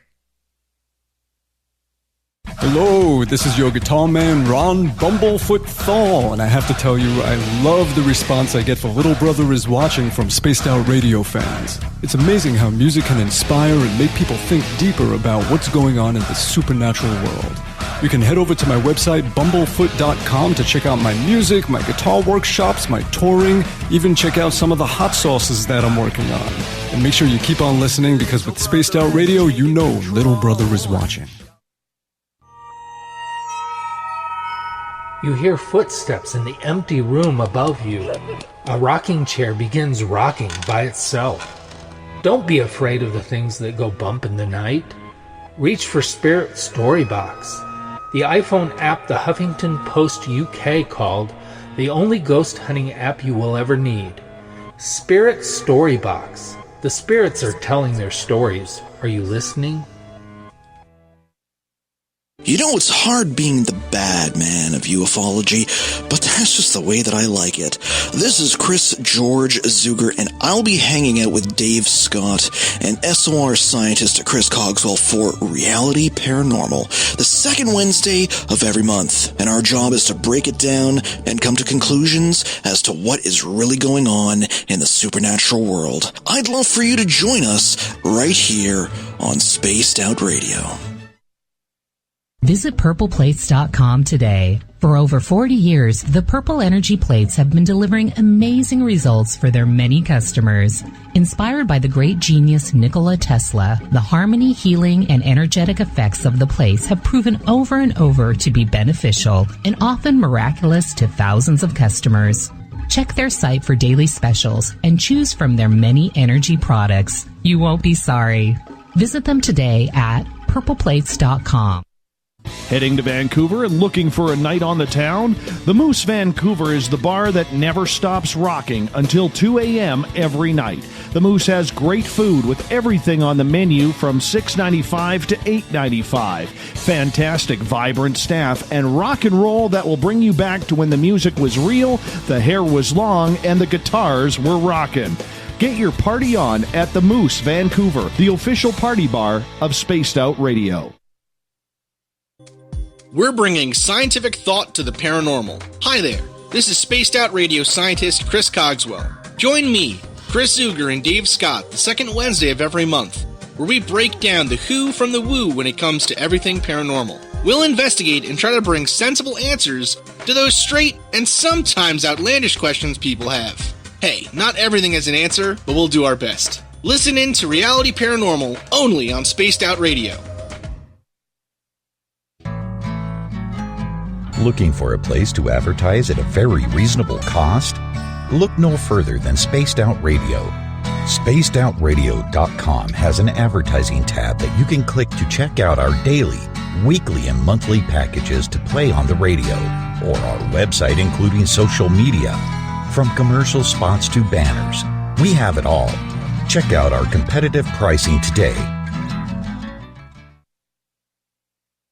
So, you love talk radio? Then you'll love TalkStreamLive.com. TalkStream Live is always on, 24/7, with the best streaming talk shows. Find your favorite talkers and discover some new ones. It's free, readily available online or on mobile with any smartphone or tablet. Finding your favorite talk shows all in one place has gotten a whole lot easier. Just go to TalkStreamLive.com. Be sure to download the free apps from Google Play or the iTunes App Store. A timepiece is a reflection of who you are, and what better way to show off the real you than with an Escape watch? Escape is a lifestyle brand accessorizing your days and nights. Choose to escape and create the life of discovery that you deserve. Dream, play, unite with your own personalized Escape watch. Head to escapewatches.com. There is no time like the present to enjoy your escape. Use promo code SMF2017 for your 20% discount today. Are you tired of being blocked, shadow banned, or placed in jail for simply posting your thoughts on social media? Social Media Freedom can take care of that for you. Social Media Freedom is the newest and one of the best free new apps that allows you the freedom to post what you want, when you want. It takes seconds to download from your app store. Come join the tribe at Social Media Freedom. It's time to set yourself free. Coming soon to our website, spacedoutradio.com, is the SOR Space Travelers Club.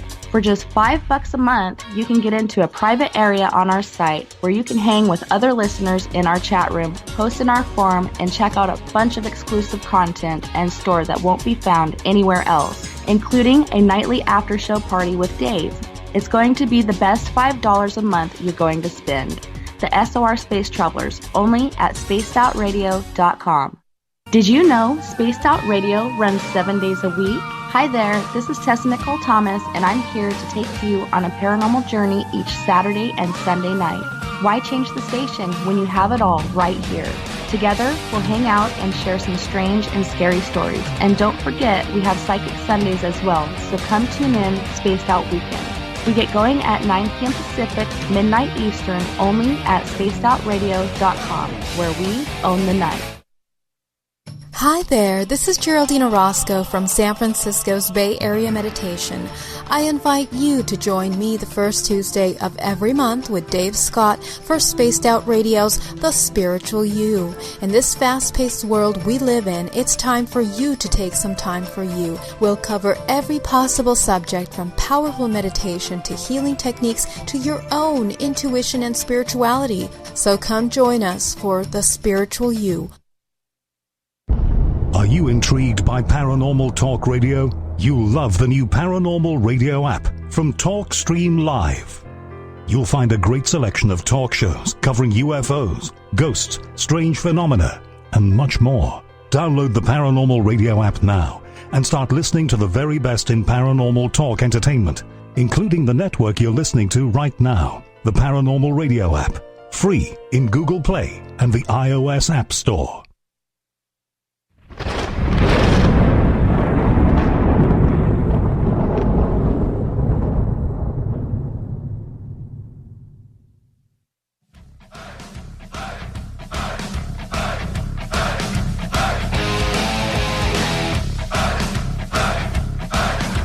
Welcome back to Spaced Out Radio tonight. I am your host, Dave Scott. Good to have you with us.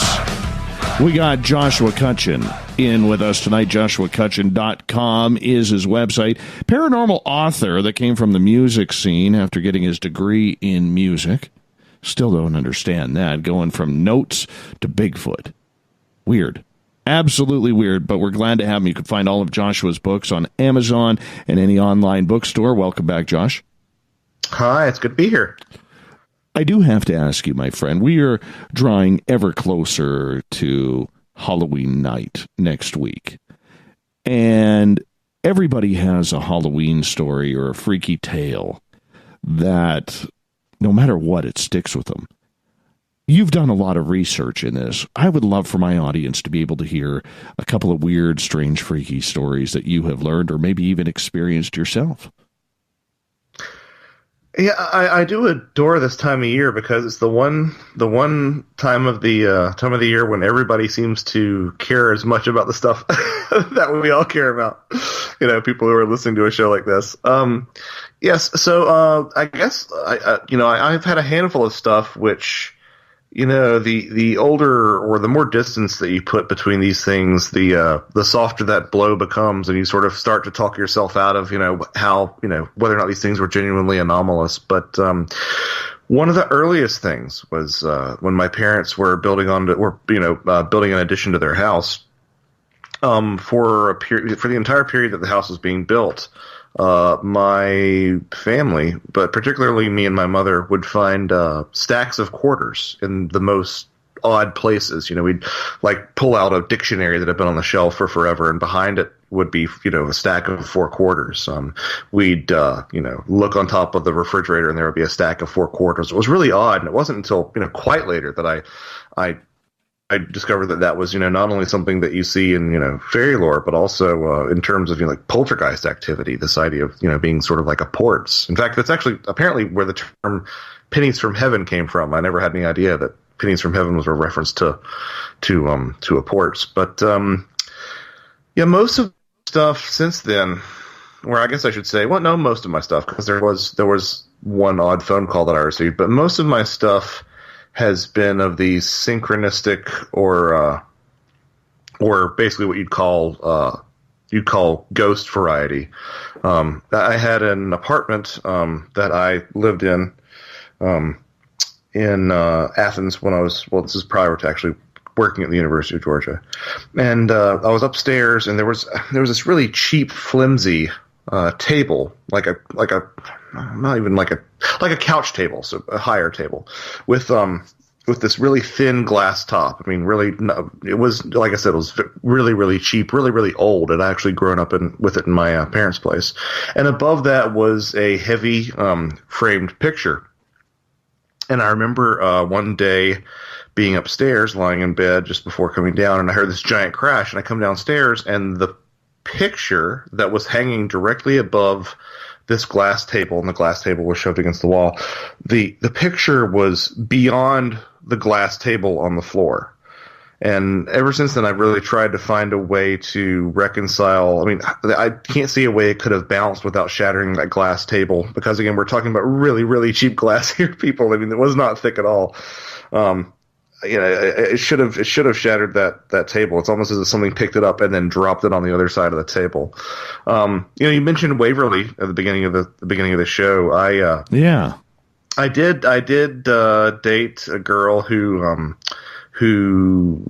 was, you know, had some friends who were into ghost hunting, and they had a paranormal investigative group, and we went to Waverly, and I had a couple of different things happen to me that night. I, you know, saw some. Every time I'd approach a corner on, I believe, the 3rd or 5th floor, every time I'd approach a corner, it would seem like there would be a glow in the hallway that was almost exactly like, you know, someone having a TV on, that sort of soft blue glow, and then as soon as you'd turn the corner, there would be nothing there. I had a door at Waverly slam in my face. I was, as sort of a defense mechanism, being really cheeky about the whole experience, and, you know, I wasn't involved like I am now. Sort of a casual, had a casual interest in the paranormal. But I remember walking up to this door, and the door went from completely shut to completely open, like all the way wide open, like someone had kicked it in, to the point where it actually slammed into the wall. You know, right there in my face, directly coinciding with me sort of poo-pooing the whole thing, you know, as a means keeping myself from being terrified. Some people had some stuff that I would qualify as more profound, but to have that happen, that was a pretty big moment for me. See, another big moment, it's interesting. Since I've been involved in this sort of thing, I have not seen as many paranormal things happen to me. There was a period of time with my first book where I got a really strange phone call. I was with my girlfriend at the time. I had been staying on a vacation with her and my parents. And they had gone back before we were, and we had decided to spend another day there. And I remembered looking at the phone call and the caller ID, and it was my parents' place. And I'm like, oh, well, they're home. It was the evening after they'd returned home, and I said, oh, they must be calling me for something. But this was like I don't know, 2 or 3 a.m. And I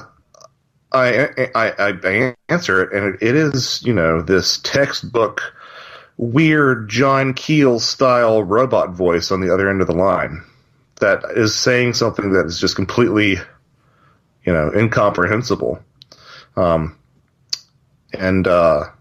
Yeah, it was really strange. Called them immediately back, and there was no evidence that they had called me at all, and they said that they didn't know anything. They had been completely asleep at the time. So I don't know. Maybe there's some sort of telephone expert explanation of that, but I'm not aware of it.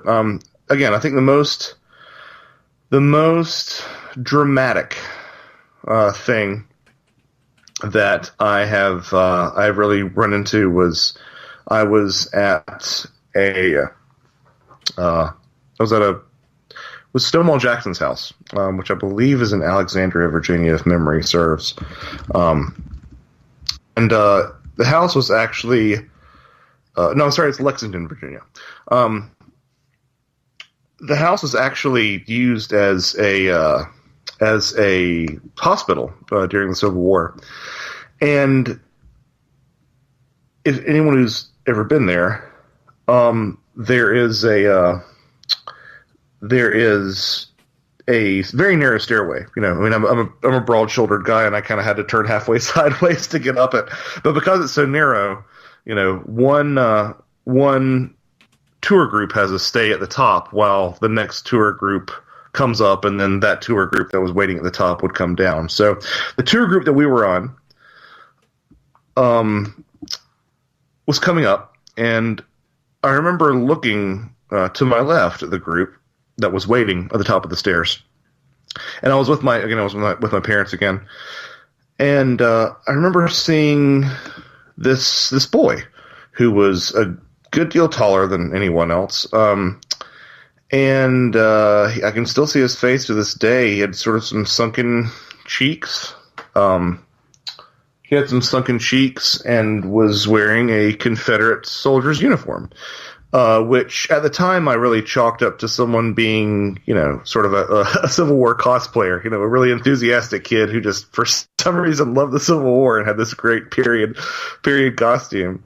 And I looked right at him, and he looked at me, and because it was, because I was under that assumption, I thought nothing of it. But we looked at each other, and I walked on by, and it seemed relatively mundane at the time. I ended up, and after a couple of minutes up there, mentioning to my mom, can you believe that kid? He was really into it, wasn't he? And she's like, who are you talking about? And I said, the kid with the, in the Civil War, in the Confederate uniform. And she said, I didn't see any kid like that. And I said, really? And so I proceeded to ask my father and everyone else who was on our tour group, and this sort of line of inquiry took me all the way to the people who were selling tickets, who said that were basically the gatekeepers for this particular historical site, and they made it clear that no one had come up that way in a costume. So I have to assume that it was, the ghost of a young man who was, killed in the Civil War, because there were quite young people who were fighting. I would say that this kid was probably anywhere from like 14 to 17 or something along those lines. And it was startling in how non-startling it was because it really underscores to me the fact that it was a very real experience, because I didn't really think too much of it when I laid eyes on him. It was only until later that I actually realized that it was something genuinely odd. And that, again, that was probably, good heavens. So I had that one weird phone call in 2015 that the Civil War ghost was probably 2006 or 2007, so quite a while ago. And the only thing I've really had since then that's been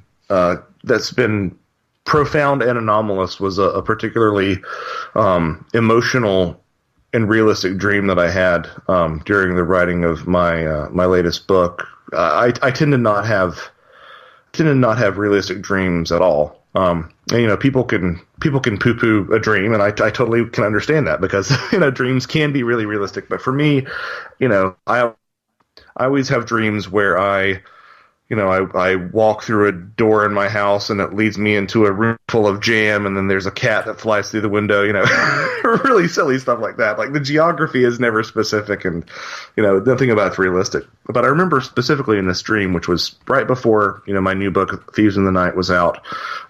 It was between when I'd submitted it to be edited. It was basically in the editing process.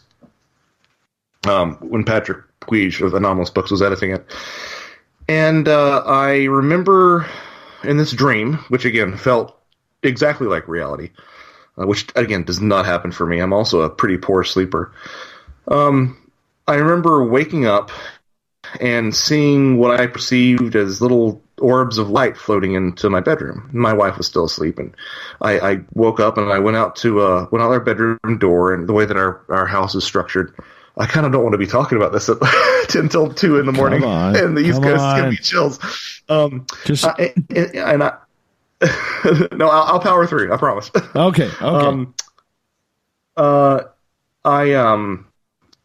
I went out to the landing here. The way that our house is structured is that there is really no common space in the upper floor, on the second floor of our house. It's just basically this very small landing that's like, maybe 7 by 7, and then it goes off into 3 different rooms, one of which I'm in right now. It's serving as an office. So, and I remember looking at, I remember standing at the top of the landing in the dream and looking down to the atrium, and it's again, at the landing you're looking at this giant 2-story tall foyer, the high ceilings. Which makes the house sound a lot fancier than it is, but you may be the first person who's used the word foyer on this show. I'm sorry, I'm going to say foyer. Foyer. There we go. And I remember we have a dimmer switch, and the dimmer switch was halfway down. Again, these are details that do not happen in dreams of mine. I can't underscore how uncommon this is. But I remember seeing at the bottom of the stairs this figure, and it was actually kind of similar to the way you were describing, your sighting off the air during the commercial break. I was looking at it, it was blurry, but I could tell that it was tall and and was of the typical gray alien shape. And nice. I walked down to the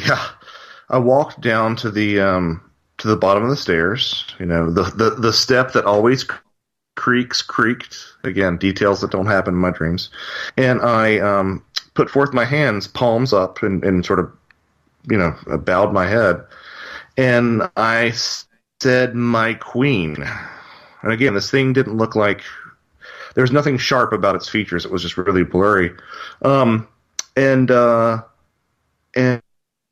escorted it upstairs, and somewhere in that process of walking back upstairs, I could see out of the corner of my eye that indeed I was dealing with typical it was at the corner of my eye, it was sharp. So if you looked at it directly, it was fuzzy, but at the corner of my eye, the peripheral vision, it was clear to see the features, and it was indeed that sort of archetypal gray alien. And I remember that the dream ended when it/she and I ended up crawling on the bed to wake up my wife. Crawling on all fours to wake up my wife.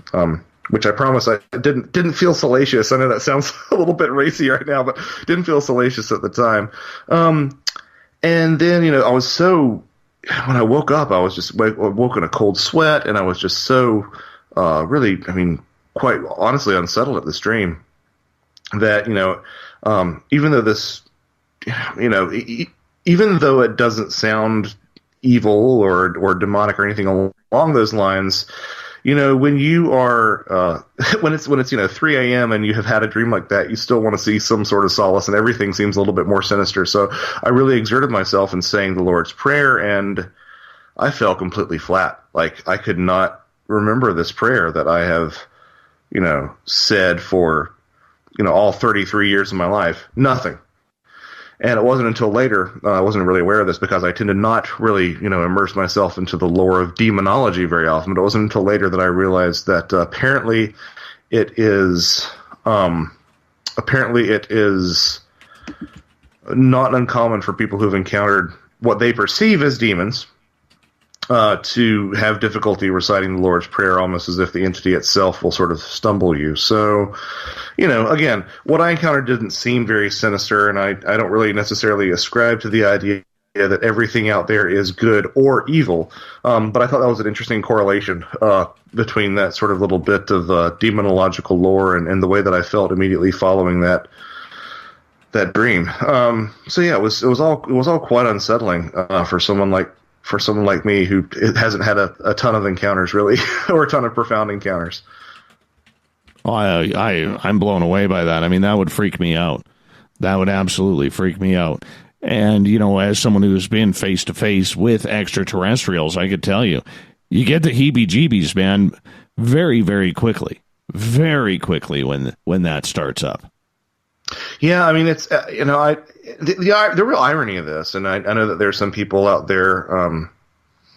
There are some people who are really prominent researchers who would say that this is an indication that I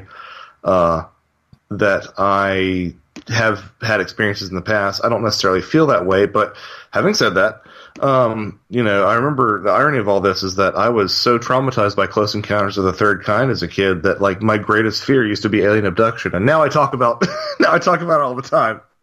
Well, I still will not go into the ocean past my knees, man, because I am so freaked out. The minute I walk into the ocean, I hear that Jaws theme song. Yep. Yeah. It's some of these things that they'll have a real impact on you. That's for sure. Absolutely, for sure. And as we got about 2.5 minutes here before we got to go to break here at the top of the hour, when you look back at these experiences, are you happy that you had that opportunity to understand what people that you've talked to, interviewed, researched with have gone through themselves? It certainly makes you empathetic. I think that one of the biggest problems that a lot of skeptics, this is a shared opinion of me and some of my friends, one of the problems that a lot of large skeptics, a lot of prominent skeptics have, is that they lack that empathy because they might actually be, if some people are tone deaf, maybe they're, for lack of a better term, God deaf. Not necessarily in the Judeo-Christian sense, but in terms of the other, they're alien deaf, they're unexplained deaf, they're paranormal deaf, perhaps is a better way to put it. And it's nice to have a little bit of reassurance that I'm not one of those people, because I think that is a real thing. I hesitant to say that I wish I could interface with these things a little bit more often, because I know that cannot be a good thing to invite into your life sometimes. But at the same time, it's always fascinating when these things have happened to me, and it does help me gain an extra insight into some of the people that I talk to. So yeah. Well, it is interesting indeed. Did you leave scratching your head, wondering, why me? Why now? Why at this time? What is the message that I'm supposed to take from this, or the knowledge? Well, with that dream, I've had the interpretation that I get most often of that dream is that something was wanting to thank me, and that's something, whatever that sort of shared lore, that shared pageantry of the contact experience and of the fairy experience, whatever that is, for the book. That's the interpretation that people have told me. I don't know if I necessarily think of that, but it's interesting. Who knows? Maybe. And on that note, my friend, we are going to get ready to take our top of the hour break here on Spaced Out Radio. Anytime we can get somebody who has a vast array of knowledge, as Joshua does here, we really look forward to it. So, it is something that it is an absolute pleasure, Josh, to have you on the show. And we got you for another half an hour, which I'm very, very excited about. So thank you so much for that. JoshuaCutchin.com is his website. We'll be back with more Spaced Out Radio right after this with hour number 3. Stay tuned.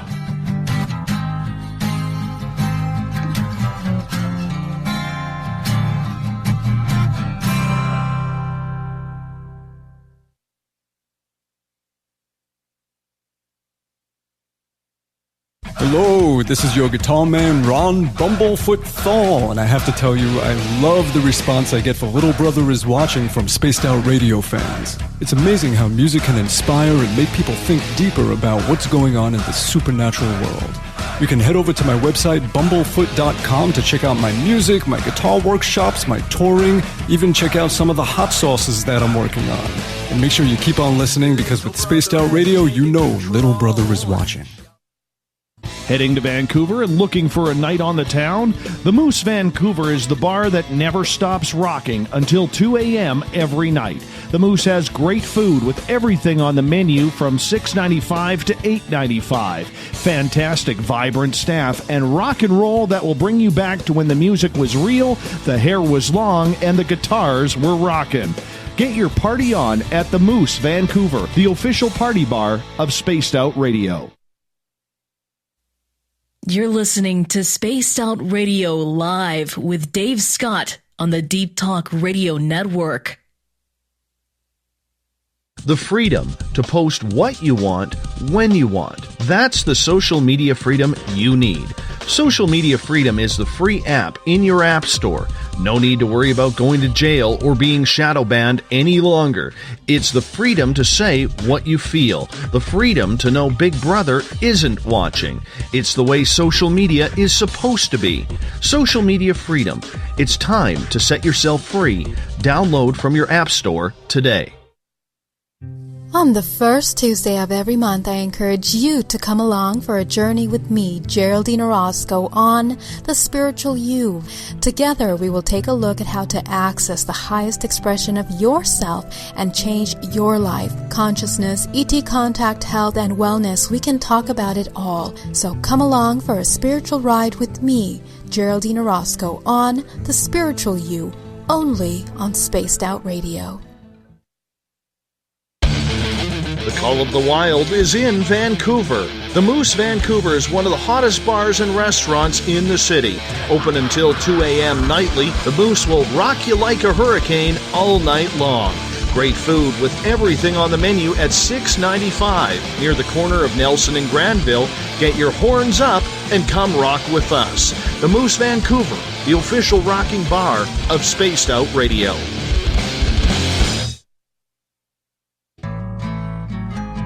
Looking for a place to advertise at a very reasonable cost?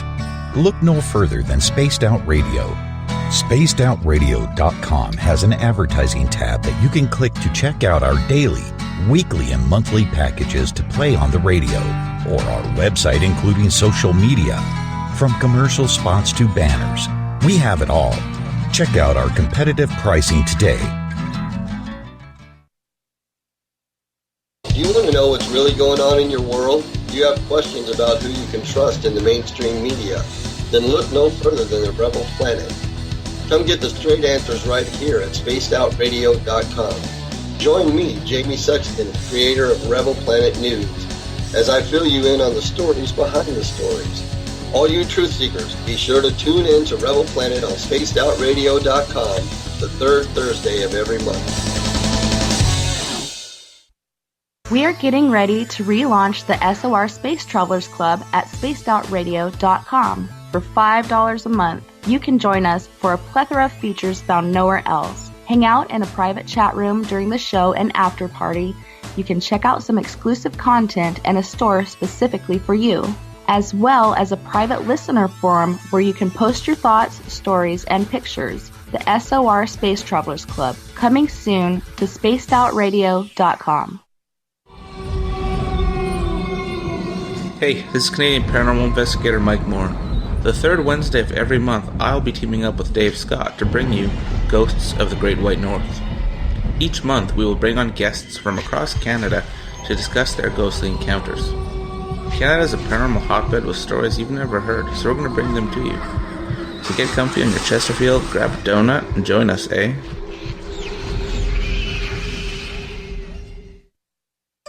Find your escape where time has no limits. It's about living today and cherishing the heritage of yesterday. A spirit of adventure for what is new, with the nostalgia of the past. Your timepiece is a reflection of who you are. Life surrounded by beauty from the world around us to the soul within. EscapeWatches.com. There is no time like the present to enjoy your escape. Use promo code SMF2017 for your 20% discount today. You hear footsteps in the empty room above you. A rocking chair begins rocking by itself. Don't be afraid of the things that go bump in the night. Reach for Spirit Storybox, the iPhone app the Huffington Post UK called the only ghost hunting app you will ever need. Spirit Storybox. The spirits are telling their stories. Are you listening? So, you love talk radio? Then you'll love TalkStreamLive.com. TalkStream Live is always on, 24/7, with the best streaming talk shows. Find your favorite talkers and discover some new ones. It's free, readily available online or on mobile with any smartphone or tablet. Finding your favorite talk shows all in one place has gotten a whole lot easier. Just go to TalkStreamLive.com. Be sure to download the free apps from Google Play or the iTunes App Store. Get your horns up with me on Spaced Out Radio. This is Ron Bumblefoot Thal. Come tune in to SOR where you can hear me rock out with Little Brother Is Watching, the official theme song of Spaced Out Radio. And then come on over to bumblefoot.com where you can find out about my tour schedule, my music, and everything else. Bumblefoot.com keeps you up to date on what I'm doing and the best way to stay in touch with my music and music camps. Sign up for my newsletter at bumblefoot.com and remember, Little Brother Is Watching. Visit purpleplates.com today. For over 40 years, the Purple Energy Plates have been delivering amazing results for their many customers. Inspired by the great genius Nikola Tesla, the harmony, healing, and energetic effects of the plates have proven over and over to be beneficial and often miraculous to thousands of customers. Check their site for daily specials and choose from their many energy products. You won't be sorry. Visit them today at purpleplates.com. You know, it's hard being the bad man of ufology, but that's just the way that I like it. This is Chris George Zuger, and I'll be hanging out with Dave Scott and SOR scientist Chris Cogswell for Reality Paranormal, the second Wednesday of every month. And our job is to break it down and come to conclusions as to what is really going on in the supernatural world. I'd love for you to join us right here on Spaced Out Radio. Would you like to connect with us? Head to spacedoutradio.com for all your latest show info. Now, back to Dave Scott and SOR. Welcome back to the third and final hour of Spaced Out Radio. Tonight, I am your host, Dave Scott. Great to have you with us. Tomorrow night on the show, author Sarian Michael White is back. We're going to talk about channeling aliens. Yes, get your tinfoil ready. We get going at 9:06 Pacific Time, 12:06 Eastern at spacedoutradio.com. We welcome back everyone listening in on the SOR Radio Network and Deep Talk Radio. Thank you so much for tuning us in. Don't forget, all of our archives are free at youtube.com/Spaced Out Radio. Do me a favor, hit that subscribe button. Bill Cardwell has set the password for tonight in the SOR Space Travelers Club, and it is, Lachassism. Lachassism is your password. Make sure you use it wisely, space travelers, as Bill sets a password each and every night, right here on the mighty SOR. Our website is spacedoutradio.com, where we have a plethora of features for you. You can get your horns up and listen to some Bumblefoot. Soon, you will be able to get some new swag at our brand new Spaced Out Radio store. Read up on the SOR Newswire. Thank you, Captain Shirk, for the great stories and so much more. For the final time tonight, we introduce our guest, Joshua Cutchin. He's a paranormal author, really delving into the field of Bigfoot, the fairy folk, UFOs, ET abductions, and a lot of different topics. He just hits them all. And it's rare when you have someone who can define everything at once. And I think that's what I like about him, is because he reminds me of a Ronald Murphy or a David Weatherly or a John Tenney in that regard. And you can find all of his books. Go to his website, joshuacutchin.com, or on any major online bookstore. Joshua, welcome back to Spaced Out Radio. Thank you so much for being with us.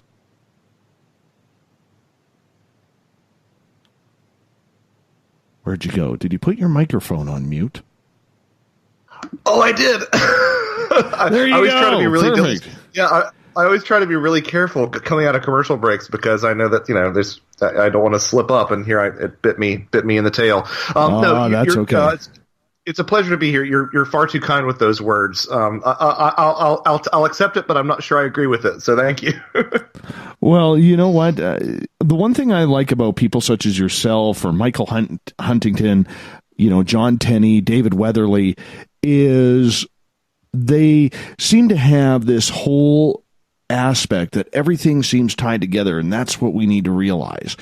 And you're not specific in just studying one topic or one area of one topic, which I think is a real disservice in this entire field. But while I could sit here and talk all night about that, but I do want to get into a couple of your books here, because you have this book that I find completely intriguing. It's the second one you wrote in regards to, it's called The Brimstone, where is it here? There it is. It is The Brimstone Deceit, an in-depth examination of supernatural scents, otherworldly odors, and monstrous miasmas. What do you mean by otherworldly odors? Well, the subtitle, because every book's got to have a subtitle nowadays. The subtitle was really an attempt to sort of talk about the main focuses of the book. So, it's called The Brimstone Deceit. It sounds like an evangelical Christian book, kind of. It sounds like a Joel Osteen book or something. It's not. There is a plenty of discussion of the smell of sulfur, especially, hydrogen sulfide is specifically the odor that crops up a lot. But that's not the only odor. There's a lot of different odors that crop up that I talk about, the implications of which appearing in certain, in certain paranormal accounts might actually have some significance, like ozone, the smell of decomposition, just a lot of different things. But the attempt of the subtitle was to talk about supernatural scents, was a way of saying the first third of the book is about, ghost odors. Otherworldly odors was a way of saying the middle section of the book was about UFO and alien abduction odors. And then monstrous miasmas was the third. We're talking about the third part of the book, which is primarily Sasquatch, but then also has this sort of catch-all chapter at the end that talks about smells associated with Men in Black, black-eyed kids, lake monsters, Dogman, fairies, basically anything and everything and all of the above. It's surprising the sort of commonality of sense that you can find in a lot of these different cases. It's really interesting. And, it's funny. It's not my best selling of my 3 books, but it probably is the one that I'm most proud of, because there's I had to learn a lot of chemistry and olfactory science for this particular book, and it pushed me in a way that none of the other ones have. So I'm quite proud of it. You know, a couple of weeks ago, I do a haunted tour at our local museum, and we have this one spirit in there where I had never smelled that sulfur smell that a lot of people talk about, you know, when a spirit is upset or about to attack or something like that. And my buddy Mark went upstairs in this old barn, and he got halfway up the stairway, and he's like, dude, I smell sulfur. And I went up there and I, took a sniff, and there it was. And I had never experienced that before. And it is weird when you have those types of smells, almost like they're warding you off, like a skunk or something along those lines. Yeah, so interesting fact. He did not smell sulfur, and neither did you, because sulfur is actually odorless. Sulfur compounds are what we smell. So, okay. If you smell sulfur, it's typically people mean one of two things. They mean the smell of burning sulfur, which is actually a compound called sulfur dioxide, SO2, that's released, which we really think about in terms of like gunpowder or fireworks smells. That's an odor that appears in a lot of different paranormal encounters. But more commonly, people are talking about hydrogen sulfide, H2S, which is that sort of rotten egg odor that we really associate with sulfur a lot. And it's really interesting. If paranormal phenomena we're deliberately trying to choose an odor to get our attention. They couldn't have chosen something more potent than hydrogen sulfide to give people an idea of the levels, the threshold detection levels at which we detect hydrogen sulfide in the environment. We can detect hydrogen sulfide at 0.2 parts per billion. At 2 parts per billion. 2 parts per billion is the equivalent of dropping 2 droplets of ink from an eyedropper in the back of a semi-truck trailer filled with water. That's the amount of hydrogen sulfide molecules in the environment that we can detect. So it's almost as if it was a smell that was deliberately chosen by this phenomena to get our attention. It's interesting, a lot of people tend to, say, well, sulfur means demons because it's tied with the devil, and it's all about the stench of hell, the stench of burning sulfur. But it's interesting if you really look at if you really dig into biblical and Judaic descriptions of the the purpose of sulfur. Sulfur is actually has a long history of use as a disinfectant and as a fumigant. It was actually, in a lot of biblical references, the most common references of sulfur are actually in regards to the breath of the Lord being a cleansing agent. In fact, the reason that sulfur actually has antimicrobial properties, it's the reason a lot of acne medications will actually be a sulfate-based medication, or even some other medications as well. So, when you hear about, the devil being, tossed into a lake of burning sulfur, it's not that the foul stench of sulfur is somehow, intrinsically linked to the devil. It's almost like it's more of a representation of, the Lord's attempt to cleanse the devil is what gave, him that scent of sulfur. So it's a really interesting distinction. But that hydrogen sulfide smell just comes up time and again in ghost stories and in UFO encounters and even in Bigfoot encounters as well. In addition to other scents, you look at, of course, ghost smells are pretty much anything. You've got anything from perfume to the smell of cooking bacon to cigar smoke. These are all really common things that I go into in the book. UFO smells, you deal with mostly hydrogen sulfide or sulfur dioxide or ozone. There are some contact experiences that seem to describe something more akin to, cinnamon or floral scents, which, those have their own certain implications as well. And then Bigfoot is like, Bigfoot is just this, all the Bigfoot smells are just this real smorgasbord of just the worst descriptions of smells that you can find. I found one that said, there was one that said, roadkill in a dirty diaper, or there was another. My favorite description of a Sasquatch smell, and I say favorite, with air quotes because it's so disgusting, was there was a gentleman in Idaho in the 90s who was actually cutting wood for the winter, and smelled something awful, and turned and saw this shaggy being walking across his property, and it just sort of wandered off into the distance, and he described it as being reminiscent of when he was a young man and was helping sheep give birth, and whenever he'd find a stillborn lamb, it was the exact same smell, which is like the most disgustingly descriptive smell I've ever run into. But it's one of those things too that people have not really looked at. I mean, there have been little paragraphs here and there in Bigfoot books talking about the odor, and people have downplayed how often it occurs and this and that and the other. But no one's ever rolled up their sleeves and said, let's take a look at what this could really mean. Is there some basis for it being a defense mechanism? If it is a defense mechanism, what does this mean? Is there a primatological basis for this? What scents are reported? Let's try to catalog these and separate them out and see if we can find some comparison points. So hopefully this book sort of put a little bit of a dent in all that.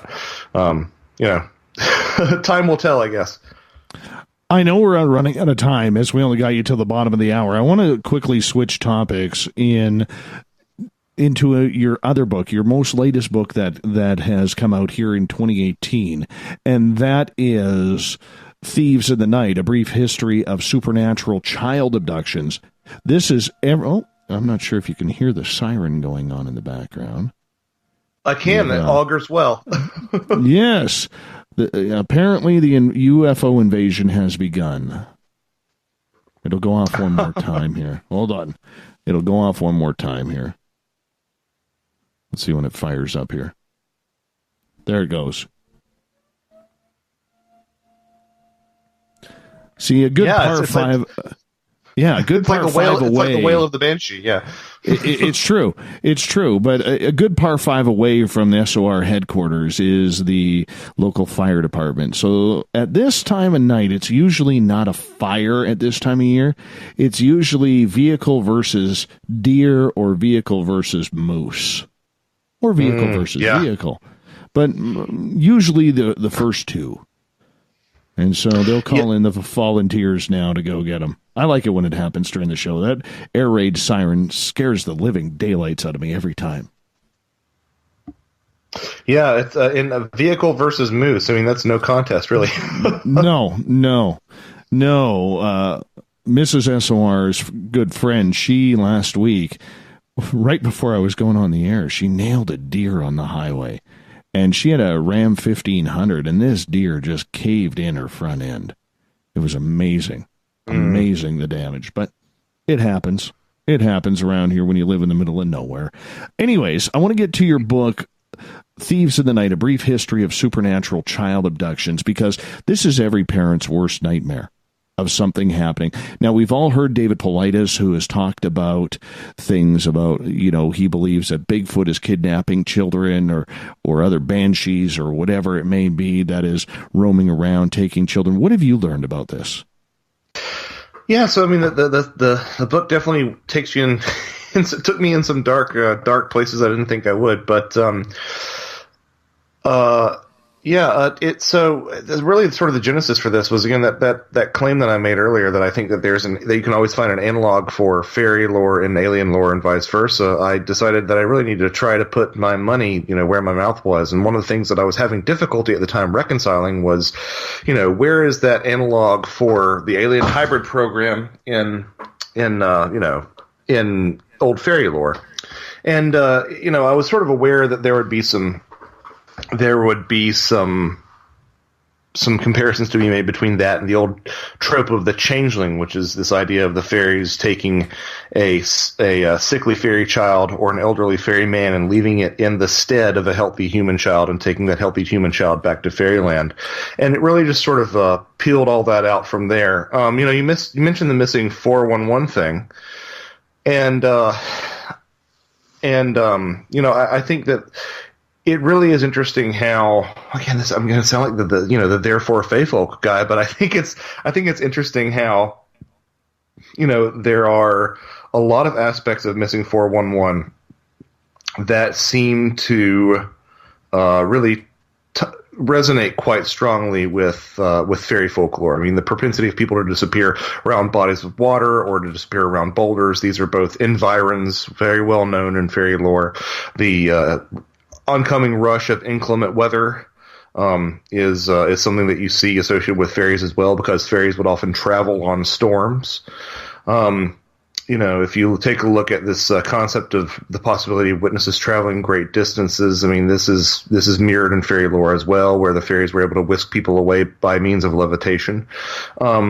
Interestingly enough, there is a direct parallel between the preferred or advised action to be taken whenever you encounter the Menehune, the Hawaiian fairies, and the way that a lot of these missing 411 victims are found. If you ever saw one of the Menehune in Hawaii, these Hawaiian fairies, you were advised to take off all your clothes, strip naked, and lay face down in the dirt, which is exactly the way that a lot of these people are found in these missing 411 cases. So there really do seem to be a lot of comparisons that between the two that I think are, again, underrepresented. Not saying it is one thing or the other, but it's something that people should be looking at if they really take this stuff seriously. And there are a lot of comparisons to be made between the ways and the means and the methods and the reasons why aliens would abduct. Aliens currently abduct, children or people starting in the youth, and then end up and fairies would abduct human children as well. I mean, the reason why fairies would abduct human children, generally speaking, was to improve the fairy gene pool, and that's a very clear variation on that can be seen in the modern, alien abduction mythos, where supposedly the hybridization program is a means of collecting, human DNA, human genetic material to fix the atrophied genetics of the Greys, who really, basically are a dying race, which is something, again, that you see in the fairy lore as well. It is very, very intriguing with these cases. Is there any type of methodology to these kidnappings or abductions? Is it mostly boys, mostly girls? Is age a difference in who gets abducted and who doesn't? Oh no, there's an entire, especially in fairy lore, there's this entire basically set of issues that or set of aspects that could really cause you to be your child to be abducted. I mean, boys primarily fair complexioned children. There were certain days of the week that it was bad to be born on. Certain days of the liturgical calendar. If a child wasn't baptized, that was a big reason for these children to be taken, which ties into how paranormal phenomena tend to dwell at liminal areas. In case anybody doesn't know, liminality is basically an in between sort of state. So if you think about the time between your senior year of high school and your freshman year of college, that would be a very liminal time when you're between them, not one of the other periods of transition, highly associated with trickster phenomena. It's the reason that fairies, trolls live under bridges, and you sell your soul to the devil to play guitar better at a crossroads. Like, these are all points of transition, liminal points. So children in these liminal states were more likely to be vulnerable. Yeah, definitely. Do they come back? That's a good question. It's interesting. There are plenty of cases of children coming back, and there are plenty of cases of children being taken, and these changelings, these sickly, peevish fairy children, often depicted with large heads and large eyes, not unlike these hybrids in modern ufological lore. these children, these changeling children, just die, and the parents are left with without their mortal child again. Although, like I said, there are cases where people by different means are rescued. Sometimes there are these stories that I talk about in the book of parents actually literally like going to fairyland to rescue their children. Sometimes there are other means by which you could coax the fairies to return the human child. But invariably in these cases, these abductees to fairyland would return and generally would have either some sort of enhanced abilities. There's one case that I'm thinking of specifically where a boy came back and grew up to be the finest blacksmith in the land. Or, again, there's, other stories about people, growing up and becoming healers or seers whenever they're returned. But yeah, there are plenty of stories of ending in tragedy and plenty of stories with happy endings. And it's really difficult to really parse out where folklore and fantasy and actual eyewitness testimony sort of where that all differentiates itself. But I do my best throughout the course of the book, for sure.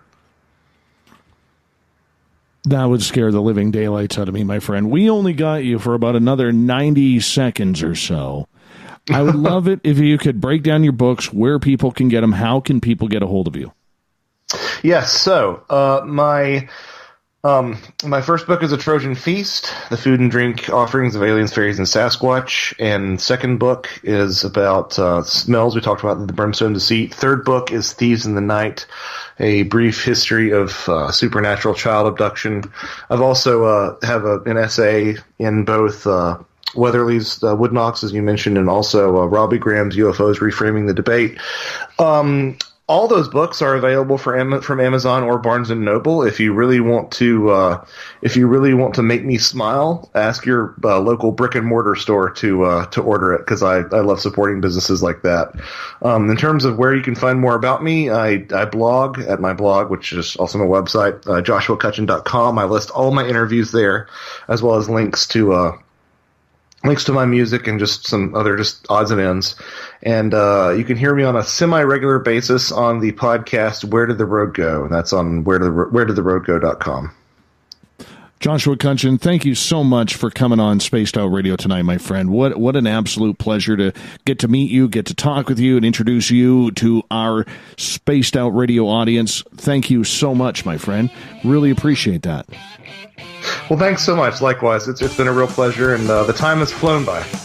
Absolutely. Coming up next, after the break, we got Olaf Phillips and the SOR Newswire. We'll be back after this.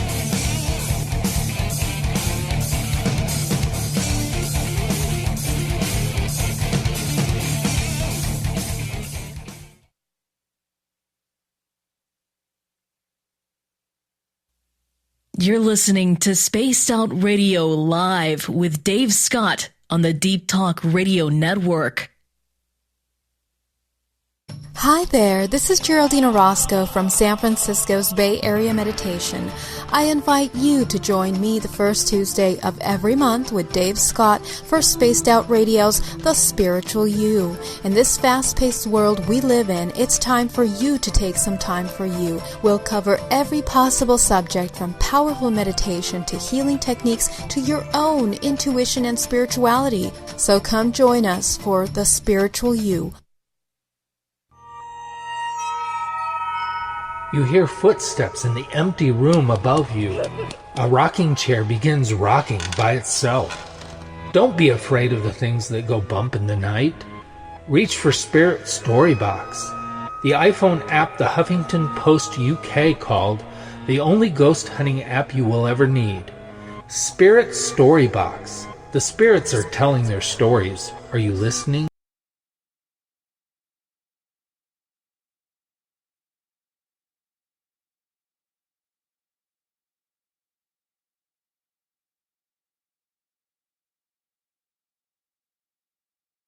The woo when it comes to everything paranormal. We'll investigate and try to bring sensible answers to those straight and sometimes outlandish questions people have. Hey, not everything has an answer, but we'll do our best. Listen in to Reality Paranormal only on Spaced Out Radio.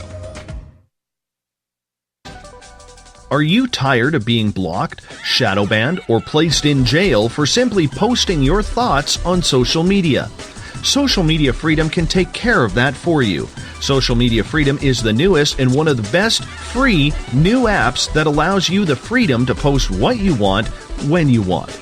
It takes seconds to download from your app store. Come join the tribe at Social Media Freedom. It's time to set yourself free. A timepiece is a reflection of who you are, and what better way to show off the real you than with an Escape watch? Escape is a lifestyle brand accessorizing your days and nights. Choose to escape and create the life of discovery that you deserve. Dream, play, unite with your own personalized Escape watch. Head to escapewatches.com. There is no time like the present to enjoy your escape. Use promo code SMF2017 for your 20% discount today. Heading to Vancouver and looking for a night on the town? The Moose Vancouver is the bar that never stops rocking until 2 a.m. every night. The Moose has great food with everything on the menu from $6.95 to $8.95. Fantastic, vibrant staff and rock and roll that will bring you back to when the music was real, the hair was long, and the guitars were rocking. Get your party on at the Moose Vancouver, the official party bar of Spaced Out Radio. So, you love talk radio? Then you'll love TalkStreamLive.com. TalkStream Live is always on, 24/7, with the best streaming talk shows. Find your favorite talkers and discover some new ones. It's free, readily available online or on mobile with any smartphone or tablet. Finding your favorite talk shows all in one place has gotten a whole lot easier. Just go to TalkStreamLive.com. Be sure to download the free apps from Google Play or the iTunes App Store. Hello, this is your guitar man, Ron Bumblefoot Thal, and I have to tell you, I love the response I get for Little Brother is Watching from Spaced Out Radio fans. It's amazing how music can inspire and make people think deeper about what's going on in the supernatural world. You can head over to my website, bumblefoot.com, to check out my music, my guitar workshops, my touring, even check out some of the hot sauces that I'm working on. And make sure you keep on listening, because with Spaced Out Radio, you know Little Brother is watching. Visit purpleplates.com today. For over 40 years, the Purple Energy Plates have been delivering amazing results for their many customers. Inspired by the great genius Nikola Tesla, the harmony, healing, and energetic effects of the plates have proven over and over to be beneficial and often miraculous to thousands of customers. Check their site for daily specials and choose from their many energy products. You won't be sorry. Visit them today at purpleplates.com. Are you intrigued by Paranormal Talk Radio? You'll love the new Paranormal Radio app from TalkStream Live. You'll find a great selection of talk shows covering UFOs, ghosts, strange phenomena, and much more. Download the Paranormal Radio app now and start listening to the very best in paranormal talk entertainment, including the network you're listening to right now, the Paranormal Radio app, free in Google Play and the iOS App Store. Coming soon to our website, spacedoutradio.com, is the SOR Space Travelers Club. For just $5 a month, you can get into a private area on our site where you can hang with other listeners in our chat room, post in our forum, and check out a bunch of exclusive content and store that won't be found anywhere else, including a nightly after-show party with Dave. It's going to be the best $5 a month you're going to spend. The SOR Space Travelers, only at spacedoutradio.com. Did you know Spaced Out Radio runs 7 days a week? Hi there, this is Tessa Nicole Thomas, and I'm here to take you on a paranormal journey each Saturday and Sunday night.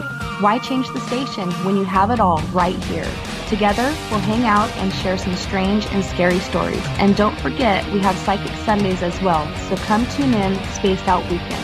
We get going at 9 p.m. Pacific, midnight Eastern, only at spacedoutradio.com, where we own the night. You know, it's hard being the bad man of ufology, but that's just the way that I like it. This is Chris George Zuger, and I'll be hanging out with Dave Scott and SOR scientist Chris Cogswell for Reality Paranormal, the second Wednesday of every month. And our job is to break it down and come to conclusions as to what is really going on in the supernatural world. I'd love for you to join us right here on Spaced Out Radio.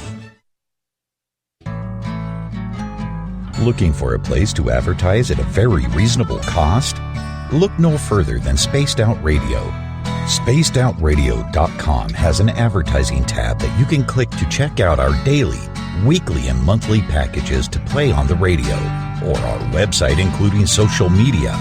From commercial spots to banners, we have it all. Check out our competitive pricing today.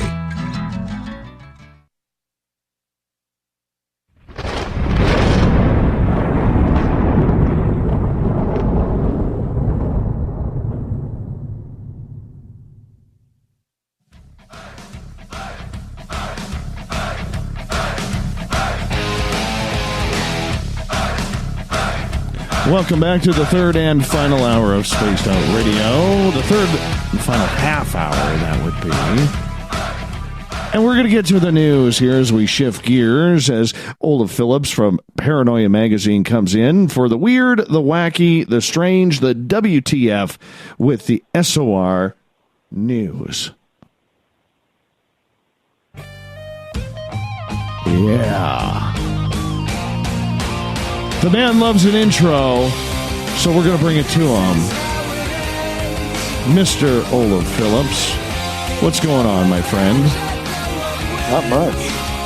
Just checking out the news. It is kind of cool, man. What's it like? You got a theme song here, brother. You got a theme song. That's got to feel pretty damn good. Oh, yeah. That feels very good. Yeah. I'm a man with a theme song. Now I need a cartoon character. I need a cartoon character, and then I'll be all set. That cartoon character better have a cape, my friend. Better have a cape. Always. Exactly. My friend, what is in the weird, the strange, the WTF of the news of the day? Well, our first one is actually a fun, nice story. This comes from Associated Press. Police find stolen donut van and share treats with homeless. Clearwater, Florida. It was a lucky day for some Florida police officers who recovered a stolen van filled with Krispy Kreme donuts. Clearwater police posted a photo on Facebook of a group of officers standing in front of the van holding boxes of tasty treats. The Tampa Bay Times reports that the van was reported stolen Tuesday morning in Lake City, which is 193 miles north of Clearwater. The van loaded with donuts was spotted in Clearwater on Tuesday afternoon. The Facebook posting says the store manager donated the cargo to the officers. They saved some of the donuts to eat and handed the rest out to the area's homeless. Well, that's kind of cool. I thought that was a nice one. Yeah. I mean, you got a good police force when your own cops are handing out donuts. That's what I thought. That is a very, very good move. What did the company who owned that truck, what did they say about it? Did they, after it was recovered, did they say just give the donuts away? Because the police would have had to get permission for that. Yeah, it was a Krispy Kreme van, and apparently the manager of the Krispy Kreme went ahead and said, hey, why don't you guys just go ahead and eat the whole truck. Well, that's kind of cool. Truck. Yeah, I think so. Well, of course, the donuts couldn't be sold. No. You don't know what's in them. Getting old. That's exactly. Right. Exactly. I mean, everybody's going to now be complaining, what the hell are they doing giving old, stale donuts to the homeless people? You know what? I don't know. I think it's pretty cool. I think it's very cool. Very cool. Anytime that, you see a police officer go out of their way, and they do it every day so selflessly, the majority of them, you got to respect the badge. But when they take that and make that menial extra little bit of effort, it just seems so special, doesn't it? Good on them for doing it. It does. I think so. Absolutely. Okay, number two from UPI. Man uses mobility scooter to tow large boat down the road.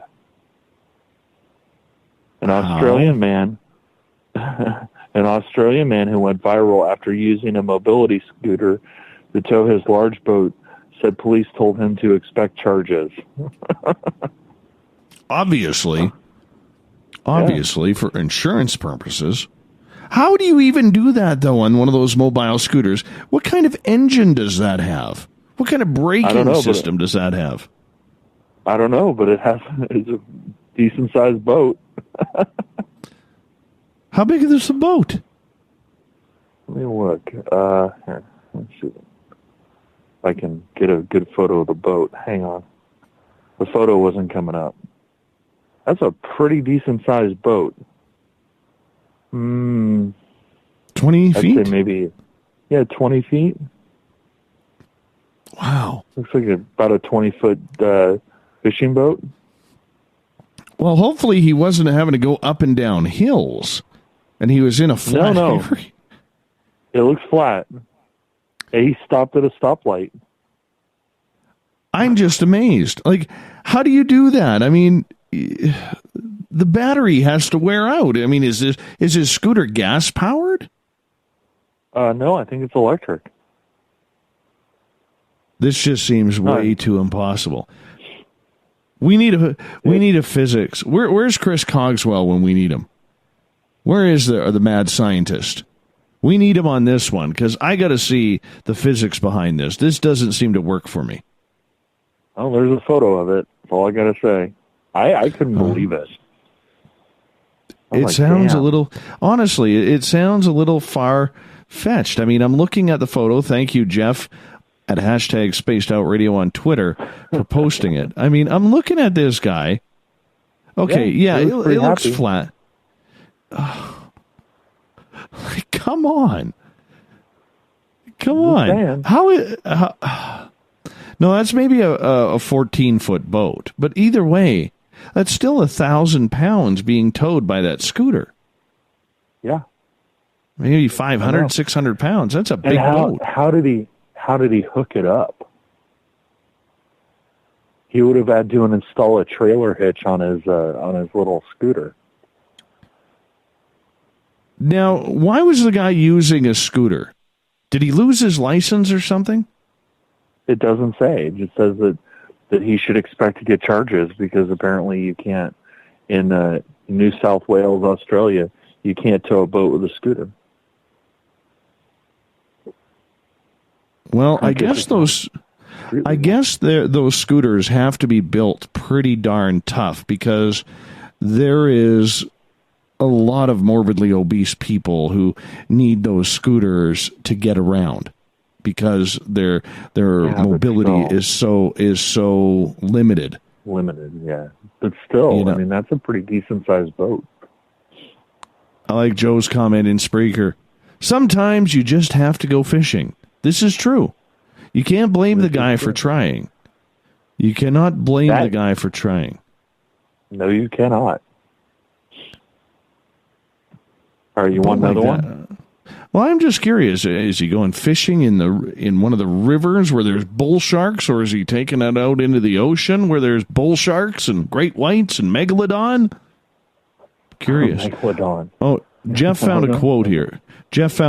He says, I lost my license and pretty much finished working on my boat at the same time. I was going to push my boat down the street by hand, but I thought, why not use the mobility scooter instead? Creativity. Good for him. Makes sense. Being punished for being creative. Exactly. What's the next one you got for us tonight? All right. This one, maybe not so happy. Hang on a second. The Lucha Libre silent serial killer you've never heard of, La Dama del Silencio. As far as most serial killers are... Oh, this is from Ripley's. As far as most serial killers are concerned, they typically save donning a mask for when they commit crimes, not for their day job. Nothing about the pink butterfly mask of the Mexican professional wrestler La Dama del Silencio hinted at the sinister secret of the heinous acts committed by the real-life criminal alter ego that made her Mexico's most prolific serial killer. Translated to English as the Lady of Silence, in Mexican pop culture, La Dama del Silencio is better known as La Matavejedas, the Old Lady Killer. From the late 90s to the mid-aughts, the death toll had been mounting in central Mexico. Despite already being a high crime rate area, the elderly were typically seen as off-limits. This is what made La Matavejedas crimes especially shocking. Her targets were all women, 60 and older. The killer's modus operandi was to approach elderly women, typically those who lived alone, and gain entry to their homes under the pretext of being a social worker offering to sign up the victim for welfare programs. La Mahavitas would then beat or strangle them to death, afterwards stealing items of religious significance as trophies. Nothing like this exists. It was not until 2006 that La Mahavitas' reign of terror finally came to an end. The culmination of a 2-year manhunt after an elderly woman was strangled to death with a stethoscope in the borough of Mexico City. Following her murder, a breakthrough occurred. An eyewitness reported a suspect fleeing the scene who was described as a sturdily built, middle-aged woman. Initially, the police were certain the killer was a cross-dresser. After all, criminologists had determined the killer had to be a man. Subsequent to the suspect's apprehension, Mexico was in a shock when it was discovered that El Mahavitas, as the press had referred to the killer prior to capture, was actually 48-year-old Juana Barraza.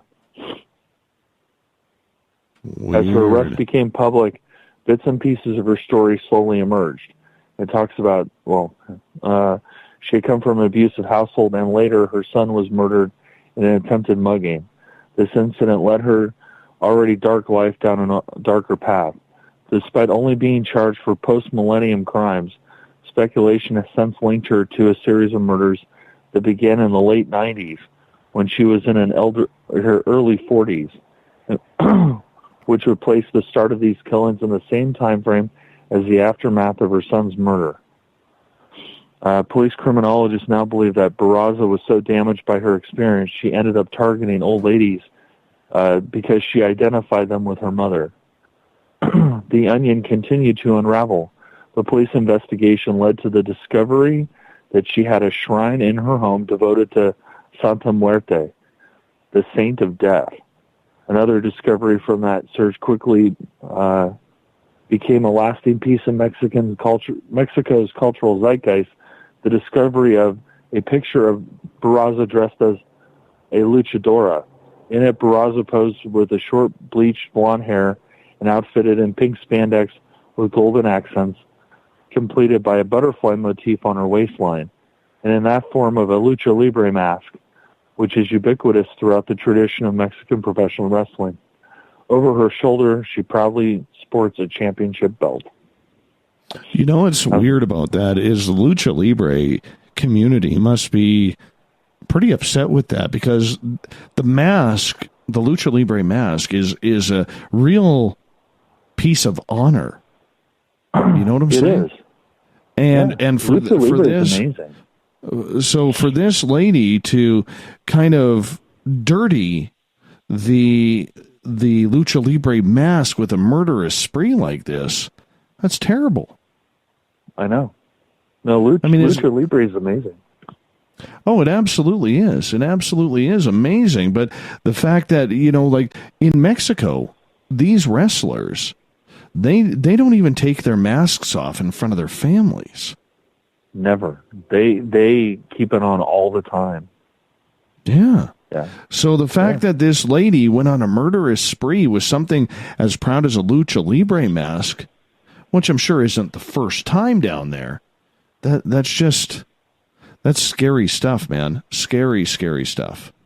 I feel sorry for all the... Go ahead. Well, I was going to say it's also interesting because, it's fairly rare that you find a female serial killer. That is They're true. Predominantly men. Yeah, they're predominantly men. I mean... What has there been? One in the United States? Eileen Wuornos? Yeah, Eileen Wuornos, yeah. Yeah. Well, there have been a couple, but she's the most famous. Yeah. Absolutely crazy, man. Absolutely crazy. Well, you got one more? You got one more for us? Yes. I closed it down. Hold on a moment. What's going on with that bizarre rectangular iceberg? Yeah. An iceberg was recently spotted by NASA scientists. Looks like it was carefully cut into a perfect rectangle, and it's getting a lot of attention because of the unexpected angles and straight lines. It looks like the craggy, uneven mass that sunk the Titanic, perhaps the most famous iceberg ever. But in fact, There is little that is particularly unusual about this iceberg, photographed floating near the Larsen Sea Ice Shelf in Antarctica. As sea ice specialist Alex Petty explains, here's a research scientist with NASA's Operation Icebridge, the group that took the stunning photo that is based at the NASA Goddard Flight Center. He said that it's a kind of formation called a tubular iceberg. They form in Antarctica, he says, where we have these really wide floating ice shelves connected to land. The ice is being kind of spread out very thin, or in a very thin layer, Petty says. And because it's ice, it's brittle, it gets too weak and it comes into contact with something else, it can shatter and kind of break apart. So apparently, although it's so perfectly, apparently even though it's bizarre because it's perfectly rectangular, it's perfectly natural. So there you go. Looks like you could land a jet on there. I don't know if you could land a jet on it, but it's definitely strange. I mean, one of the things you do as an anomaly hunter is you look for right angles because they're not generally naturally occurring. My friend, we're going to get to the thought of the day for right now. Okie dokie.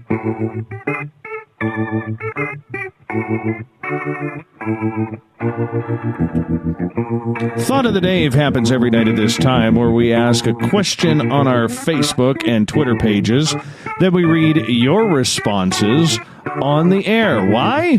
Because we love the audience participation. So today's Thought of the Day is as follows. As we inch closer to Halloween, what's your weirdest paranormal Halloween experience? We're going to start over on Twitter now. Marty, the retired skeptic, says, not really a paranormal experience, but many years ago, my wife and I were driving home from a Halloween parade, and as we passed a church, we saw a guy in a clown costume trying to break in the church's front door. Maybe that's why I have this thing about creepy clowns.